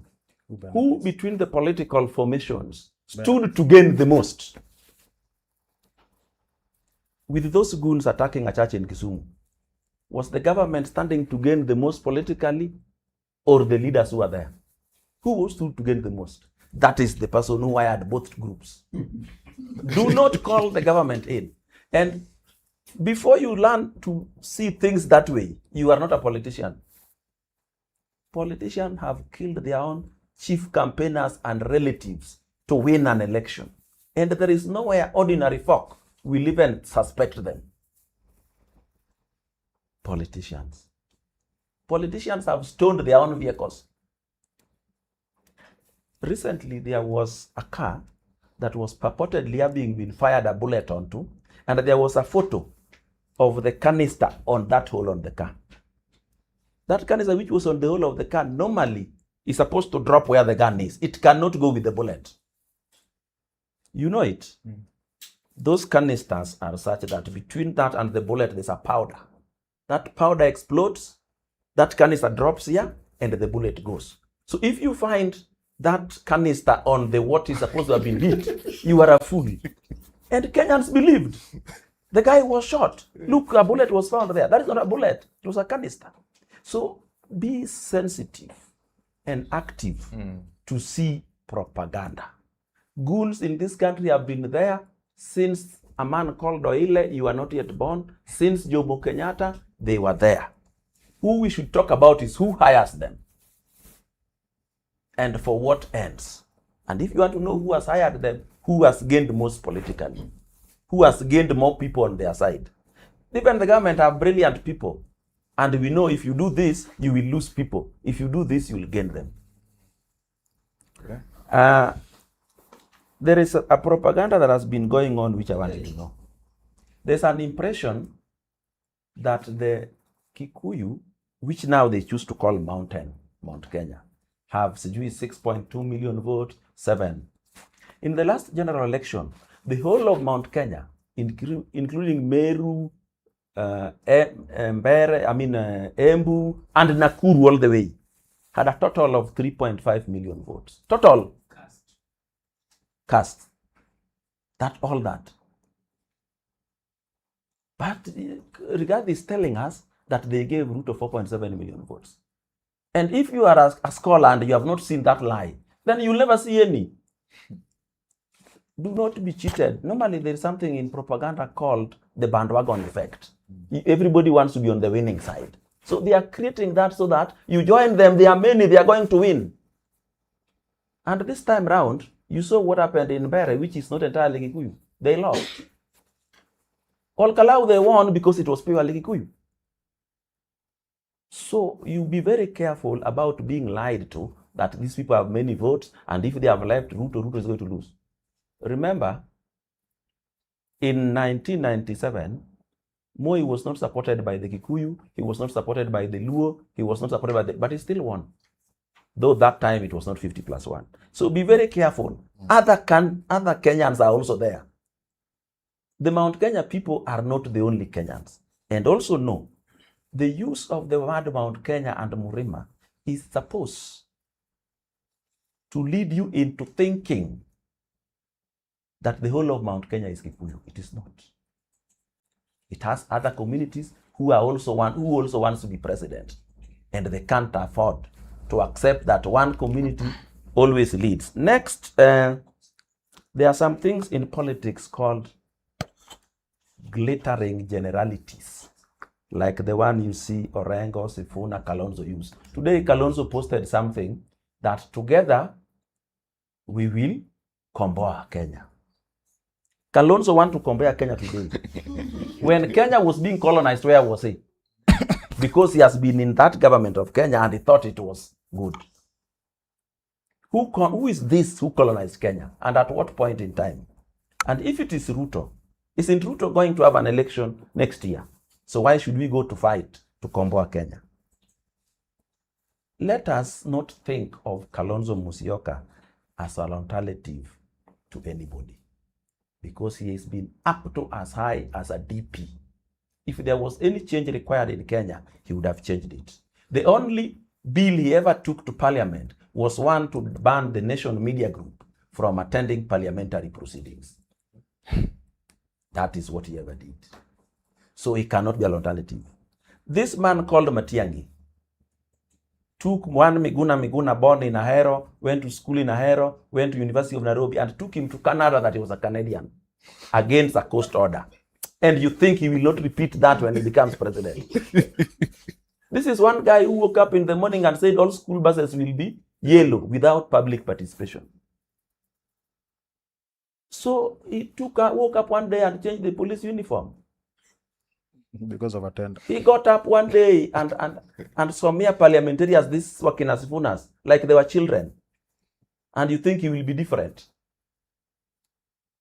You must be able to see people now without power to evaluate them. This man called Edwin Watenya Sifuna. I have known him, you have not known him. I have been to his home. I have greeted his mother. I have spoken to him. The only thing he carries around as a credential for being a presidential candidate is eloquence. Eloquence has nothing to do with governance nor intelligence. You know, people can love a musician, but they enjoy the music. But when you begin to live with him, probably as his wife, you discover it is hell on earth. Sifuna can entertain you in public podia because of his eloquence. That is all. But this is a guy who can criticize the government without providing a solution. Without telling you the government is doing it wrong, I will do it this way, which is right. The arrogance exhibited by Sifuna. If you hear somebody speaking, is always I, me, I. Don't get that as a husband or a wife. It will be about him and him only. The only thing is, they have used the most critical tool in politics. besmirch your opponent as much as possible. Paint him as black as possible. Then you hear somebody is telling you, we will have a rally, say in Bungoma, and we will be told the leader. What about if that leader is worse than Ruto? Ruto is only bad because they have painted him bad using propaganda. There are even Kenyans who believe Ruto has killed people. Ruto has killed nobody. Nobody. And there are Kenyans who don't want the answer to how people ended up in Rivayala, but they want answers to how Rex Masai died. Rex Masai died as we watch. And at the time Rex Masai was lying on his blood, Uganda House was also on fire. Nobody has asked us to find out who set Uganda House on fire, or who set Ibrahim House on fire with 6 Kenyans burnt to death in it, or who breached parliament with MPs in it. You don't see that as a crime. The only crime you see is Rex Masai died. As if street protests never kill anyone.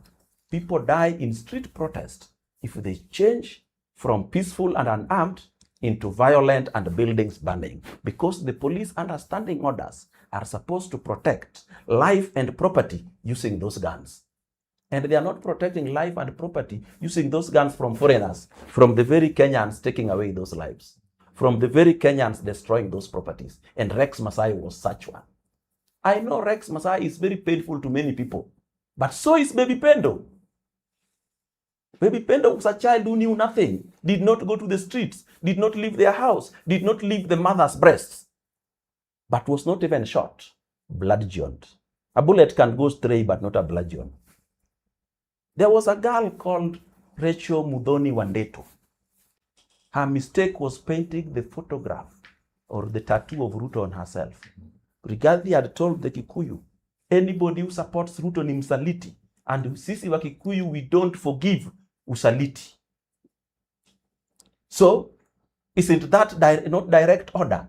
Find her, pour petrol on her, and set her on fire alive. That is not painful. Only Rex Masai is painful. The media is manipulating you. There was a man called Albert Einstein. He said there would be a time that the people would be unable to make correct decisions because the media would be controlling them after the media is being controlled by the rich. Dr. Esbon had talked about only the government is capable of buying the media. That is true because in many countries, only the government have resources. But you see, we have here a battle between Ruto, let's say, and Uhuru. Who of them has more money? And also, the media can decide to be tribal and say, royal media ni wa Kikuyu. And then, the others can be bought. And then they support one team. If somebody can steal 260 billion euro, is that somebody richer than the country? Because even this country, you cannot find in the consolidated fund 600 billion waiting there unused. So the media, I must say, and I will repeat again and again until everybody gets home, the media in this country is compromised. Look at all the opinion platforms they have created. Sijui the news gang. You don't go there if you are Odoyo Widi, you will never be allowed.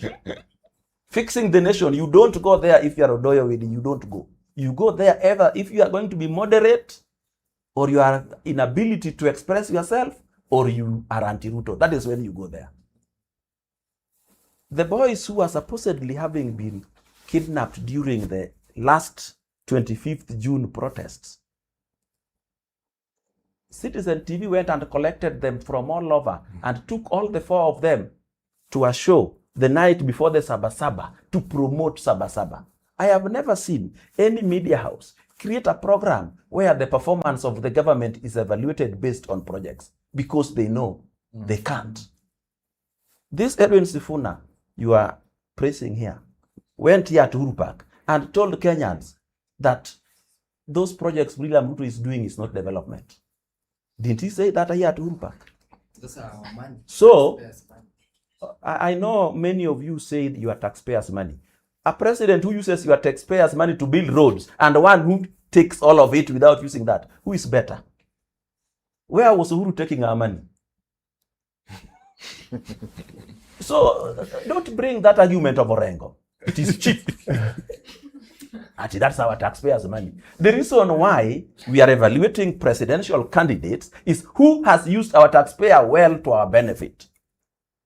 See, this is the country where a man called Jimmy Wanjigi comes to tell us how we should not pay certain debts because they are odious.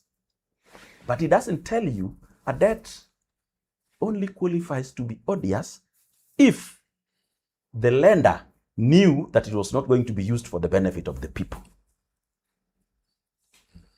And also, it only qualifies to be odious debt if it wasn't used in that country. But these ones they are telling us not to pay were used here. The lenders did not know that they are not going to be used for the benefit of the people. But he's lying to you that the government can say yes or not yes. Many countries would be declaring debts odious and not paying. So do not be cheated. Even you, if you borrow my money illegally and you use it, you'll pay, even if the borrowing was illegal.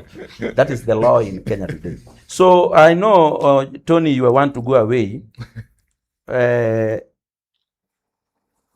I think let me just make it easy for you because you are running out of time. Okay. But somebody had talked about propaganda, and it was you. Yeah, propaganda. Why don't you organize another program, either week on Sunday evening, where people come to talk about propaganda, so that people are enlightened and they know what really qualifies for propaganda and what doesn't. Thank you. Thank you so much. A round of applause for our panelists.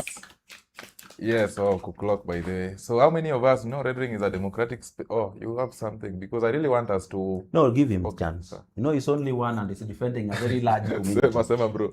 He has converted a few, yeah. No. Okay. In 2022, I voted in Baba Raila Amolo Odinga because I believe what he stood for. And our panelists here have heard them saying that they also voted Azimio la Umoja. Yes. I don't know who voted in William Ruto. Anyway, he is our president, but we don't know who voted him in if half of us voted Azimio. And what you saw in Kalou is what you will see come 2027. Okay. Escorting of our votes to polling stations. You saw that well. And the live streaming of votes as they were coming in, you saw in Kalou. That is what you will see come 2027. Okay. And the victory is that the only person we are going to give as our flag bearer in opposition is the one we will support. Okay. Yeah, so the media house, I think the media house is right. If our media says Ruto lies, it's true he lies. And you all see his lies. Thank you, Masaki. One term. I want to take that as your parting shot, and I want to give maybe 2 or 3 more of you to also give your parting shots within 1 minute, and then I come to the panelists also to give a minute each, ndio tumalize haraka haraka, si ndio? Please, kind let us adhere to your time yenye nimesema so that we help one another. Sawa. Let's start with you. Okay, thank you. But I'm a bit confused. Just how old did you say you are? Right now. You said you're 21. How did you vote in 2022? 21 minus 4. 22 minus 4, 22, not 21. Maybe. Oh, you said you're 21.9. You said it's 21. 2002. I was born in 2002. So Okay. I voted in Baba Raila Amolo Odinga when I was completing my form 4. Oh, okay. Yeah, I was 18 or 19. I know you're saying the truth. Good for you. Yes. Sawa. Alinishtua kidogo. Okay. But what I'd say, again, I will be seconding Daktari here when he said that the Gunism culture is basically a culture being created by the political class for their own benefit, and we as Kenyans are going to suffer the end results of it. And again, the way he said that it's upon the government, because they're the ones in charge, they're the ones with the power to actually stop these people. So it's upon them to stop the culture before it actually becomes something that is out of control. So even if we are not going to claim that our government is sending the police, we can blame them for not putting an effort to end the culture. Not that I'm blaming them. The last one, which is something that I would advise, especially my peers, let us not vote for a political party. Let us not vote for a tribesman. Let us not vote for someone in our location. they must give us something substantial in order to gain our vote. And we're waiting to see what the Linda Mwananchi are going to do. If they Yes. don't give us something that we're actually seeing, they should forget about us. Asante sana. Thank you so much. And last time I said I know why you are a student leader, because I see you are executing your mandate. Vizuri sana, si ndio? You're parting shots huku pale. Yeah. Okay, for me, I can add a point. I say Kenyans, right now, we should be more focused on the potential of the leader in terms of what he delivers. And also, I was a Linda Mwananchi fan, actually. Yeah, I was in the movement, actually. But what made me part away with the movement is when Sifuna didn't show up for the Saba whatever. I was hurt because as a Gen Z, I am Your the people's emotion. side. Yeah. So check on that. Maybe you can tell Sifuna to check on that. And then, Was she on the streets? Yes. Okay, thank you. Okay. So I think as Kenyans, we should vote the right leader. I think the Kalou elections does not determine the how the elections coming 2027 how they will be. So let's see the right leader and vote the right leaders. Okay. Asante sana. Then behind you. For me, it has been a very interactive and educative debate. I've learned a lot. For my parting shot will be, for us as Gen Zs, let's see leaders for who they really are, not what we want to believe they are or what we want to, like, how we perceive them. What I am getting from some leaders is there is a community that feels entitled. We are the ones who should be in power. Yet anyone can lead, regardless of where you are coming from or number of times you've been in government. So let's see people for who they are. Let's be tukue gangari. Oh, Yes, nice, kama nice. Gen Zs. Asante sana. Yes, good evening. Good evening. My parting shot is, let us get more information. Okay. So I want to make 3 statements conclusively. So the first one, I want to outrightly disabuse the notion that the mere fact that you don't agree with the government does not give you the latitude to criminalize the government without evidence. Secondly, the people of Olkalau made a commitment not only to vote, but to protect the votes. That kind of vigilance is plausible. The third one, I cannot completely downplay the outcome of the Olkalau election, because that outcome can be enough smoke to lure those political spectators who have this perennial trait of sitting on the fence to their camp. Then, to conclude, I once read in the Dictator's Handbook somewhere, it was written that the difference between tyrants and democrats is just a convenience fiction. Please remember that. Thank you so much. Tumklapie guys in the clock. Maybe you can tell us before tuende kwa utuambie which books do you read juu hiyo kizungu mingi hapo sisi pia tunataka tunini. So maybe you can give us one recommendation tuende tusome, si ndio? Give us one must read. Most of the books that I read have always been recommended to me by my good mentor, Professor Piero Lumumba. One of them is I read the Dictator's Handbook. He also gave me the Constitution before the 2010. Like Constitution, yes. And then the Dictator's Handbook, and then the final one. The final one now I read for my professional development. Okay, so thank you so much for that. Dictator's Handbook. Why bad behavior is good politics? Okay, as for me, I don't have much to say. I think they have been said by my colleagues. What I want to say to my fellow citizens and Kenyans is to be wise and smart as you go, as we head for the 2027 elections. Thank you so much. And then finally, to our panelists, maybe we can start with you, Lennox, a minute for your parting shots. Let me just start here. Okay, sir. And I think my parting shot is one, let us vote for something not for someone. And in my view, I think we need to vote for stability, we need to vote for equity, and we need to vote for unity of this country. Last but not least, let us eliminate violence and bribery from our election processes. Thank you. Thank you so much. Oh, thank you. Thank you so much. Again, in conclusion, I think it's good to give the epilogue in the approach that really matters, that the closer we walk to danger, the farther we are from harm. That's the kind of politics we need to play. We need to really walk close to danger so that we'll be far from the harm. We shall talk about another day. Yeah, Tolkien. And of course, at the end of it, I think we must eliminate intensity politics. Intensity politics, going with what is going on there.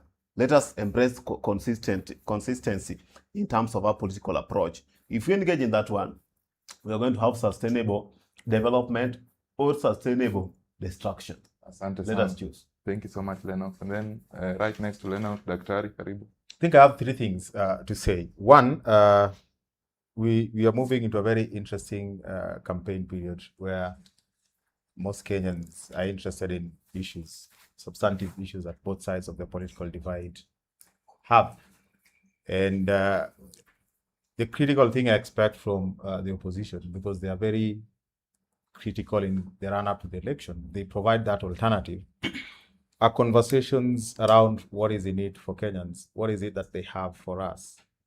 We are tired of the insults that we've had since Rigiji was dethroned, and I think it is important, from where I sit, for them to focus on issues that the current regime is doing that are either in the interest of Kenyans or affecting Kenyans negatively, and how they would address those issues to make the lives of Kenyans better. Number two, not to sound like I'm apologetic to this regime, but since the Gen Z revolution, I think there is a lot that they have done. And from a strategic communication point of view, I think an affront on the media does not serve their interests. If you look at the response that they had after the 2024 Gen Z revolution, they came up with a lot of programs. There's one that is very populist, where politicians go around with millions and distribute in the name of empowerment. I'm not a big fan of that, but I think there's a population outside there that believes a politician should not be poor. So I'm sure there are people they are convincing with those millions that they are giving. But a lot more importantly, and the reason why I would advise Owedi not to go hard on the media when he's speaking eloquently about what the government is doing, is because there is also the Nyota Fund, which is a very progressive economic empowerment initiative by this regime that is targeting young people. Today, as we speak, 122,000 of young people have been touched by the phase 1 and the phase 2 of the Nyota Fund. Now, if these 122 have been touched, and it's not just money that they're being given like the other one that Kindiki does, this is money that they're being given together with coaching, training, and mentorship, with a very programmatic, component to it to boost the economic status. So if you touch 122 individuals, you can imagine how many families you've touched, because we live in a country where there are households that have never touched 25,000, but you have a regime that has made that. Why would that regime go for the media? It is only the media that can help them. If we talk about every other political formation putting their best foot forward, there is no way they're going to tell us their stories without the media. We may want to criticize the legacy media as much as we want, but it is still the most authoritative. And my thinking is to sanitize the political process and the campaign period, and to help Kenyans make a good decision, let every other political formation put their best foot forward. Lastly, and I think this would be music to so many government apologists' ears, I think it is normal for a government to fail on its promises. It is normal that a government would make promises. There are some that the government will not fulfill. Just like Uhuru's government that I supported to the last day did not fulfill some, but used our money. This narrative of what was Uhuru doing with our money is also a shade of propaganda. We have the expressway here. We have so many things that he did. That does not run away from the fact that there were other small things. But in the current regime that we have today, I think the biggest bone I have with the way they've been covered is a lot of the times the focus has been everything that the president has said and he didn't do. So much so that we forget that there are certain things that he promised, which he did. And I think to that extent, I would say you can fault the coverage to some extent, that the coverage has tended to be on the things that were not delivered to the extent that, a lying president has become a narrative that we want to believe in. Over the weekend, I was coming to Nairobi from Semen. The Mau Summit Rironi that is opening the Northern Corridor is working, but you will be told the lies. So I think there's a sense in which we have to see both what is working and what is not working. But ultimately, the government has to distinguish itself by, finding a way of working with the media, because that is the only way we get to understand what the government is doing. There's a place for negative political advertising, but I think we've had enough of that from Rigiji. Now we need to see the positive elements of what the alternative government will give us, because that is what will give us a better basis to make a decision. Okay, thank you so much. Over to you, Mwalimu. Daktari, at least hiyo media tutarudia kwa sababu hata wewe umesema they engage in what the president failed to do and leave out what he has done. But I want you to have a collection of the standard newspaper headlines and look at them without thinking of whether you like the government or not, and see if that is responsible reporting. There used to be a program called Fact Check. At least you should have expected at least regarding Gachagua to be featured there saying Rironi Mau Summit will not be done, there's not a wheelbarrow there. And now the media is telling us there is. At least we need something like that. That is fair and balanced. And also, I want to say this about goons. Actually, the goons now are no goons. They're just ordinary good Kenyans who are hungry, who are being hired to go and do something and go back. Thank you. During Kibaki, forget about Uhuru, we used to have something called Mungiki. That was a standing goon, organized goons. They would even collect tax from matatus. Mungiki. That was goons. And the media did not even mention them as something very serious. Of course, it's the media who talked about them. Then there was Chinkororo. That's in Kisii. There was Sungu. There was Baghdad Boys. There was Taliban. There was Kamjesh. Organized goons. And they could be told, we're going to bring for you Kamjesh. These days, you can't tell somebody you're going to bring anything because they are not there. And recently, there was even one in Nakuru. I think they were called Confirm. We have had them. Organized. But the media did not give them the kind of coverage they are giving the ones now. And these ones don't belong to anyone. But if you hear the media, they are telling you young people that they are the government. It is the government who had them to go and attack Kisumu Church, to go and attack sijui wapi. Remember, there was one day Gachagua was launching his DCP party in Lavington. He launched the party, have all the guests speak up to the end. And even him, he spoke. Immediately finished speaking, goons wakaingia. So he was saying that the government wanted to scuttle his launching. That's why they brought goons. Which government, which has information, would wait until you have already launched anyway to come and scuttle it?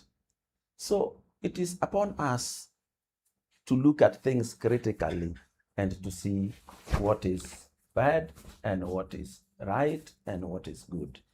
And so, as we wait for the opposition to give us the angel who will replace President William Ruto, remember, this all Kalou, which is now you're saying is rejecting Ruto, gave President William Ruto more votes than they gave the DCP candidates now. They gave Ruto 35,000, 690 votes. This guy, they gave 35,544. What changed? So you cannot tell that the person you are bringing in will be better than the one going out. You have no capacity. You cannot even choose the correct governor or MCA. Here is you wanting to choose a president. You're wasting time, boy. Thank you. Kenya belongs to all of us, and each community must be allowed to govern it. Thank you. Asante sana. Well, thank you so much, ladies and gentlemen. A round of applause for our Gen Zs and even for our panelists. Asanteni sana for creating time, and to all our viewers who have been watching us since we began the show. Thank you so much also. Please make sure you stay tuned for more and such episodes every Saturday. Thank you also to our productions team, Jamal, Faith, Maurice, Harold, and also Nyagol. My name is Tony Blair Onyango, and I've been your host. And we ended at that point. We'll stay kidogo for some tea, and then eventually we'll take photos. Indio. Asanteni sana na Mungu awabariki. You know, Tony. Yes. These guys, you give them too little time, and yet they are... Which guys? Oh. At least pronounce their names in full. Okay. Jamal Abdel Ghani. Faith Atieno Arena. Jamal Abdel Maurice Ghani. Owena. Errol Brian Omundi Jakasipul. Yeah. By the way, poleni guys, next time. Thank you so much, by the way, for always standing with us. Without this team, atungekuwa na hizi. Tuwapigie makofi pia. Yes. Oh, I forgot Nyagol. Nyagol akopale, yeah. Thank you so much. Asanteni. Mheshimiwa, tukunywe chai ama tupige picha kwanza? Are we off camera? Yes. Umeua? Yeah. You can rent a Kikuyu, but you can never buy a Kikuyu. Wakikuyu wako na mwenyewe is in control. Siku ikifika tutajua nitoboe nisitoboe. Hata yule mbunge amechaguliwa jana kule Kalou. Sasa tumechaguliwa, sasa tuende kazi. Kila kiongozi atahesabiwa kazi yake. The killer gangs were authorized by Kipchumba Murkomen, the Minister for Gunism and extrajudicial killing in Kenya. These police units operated in Kalou yesterday. Relax.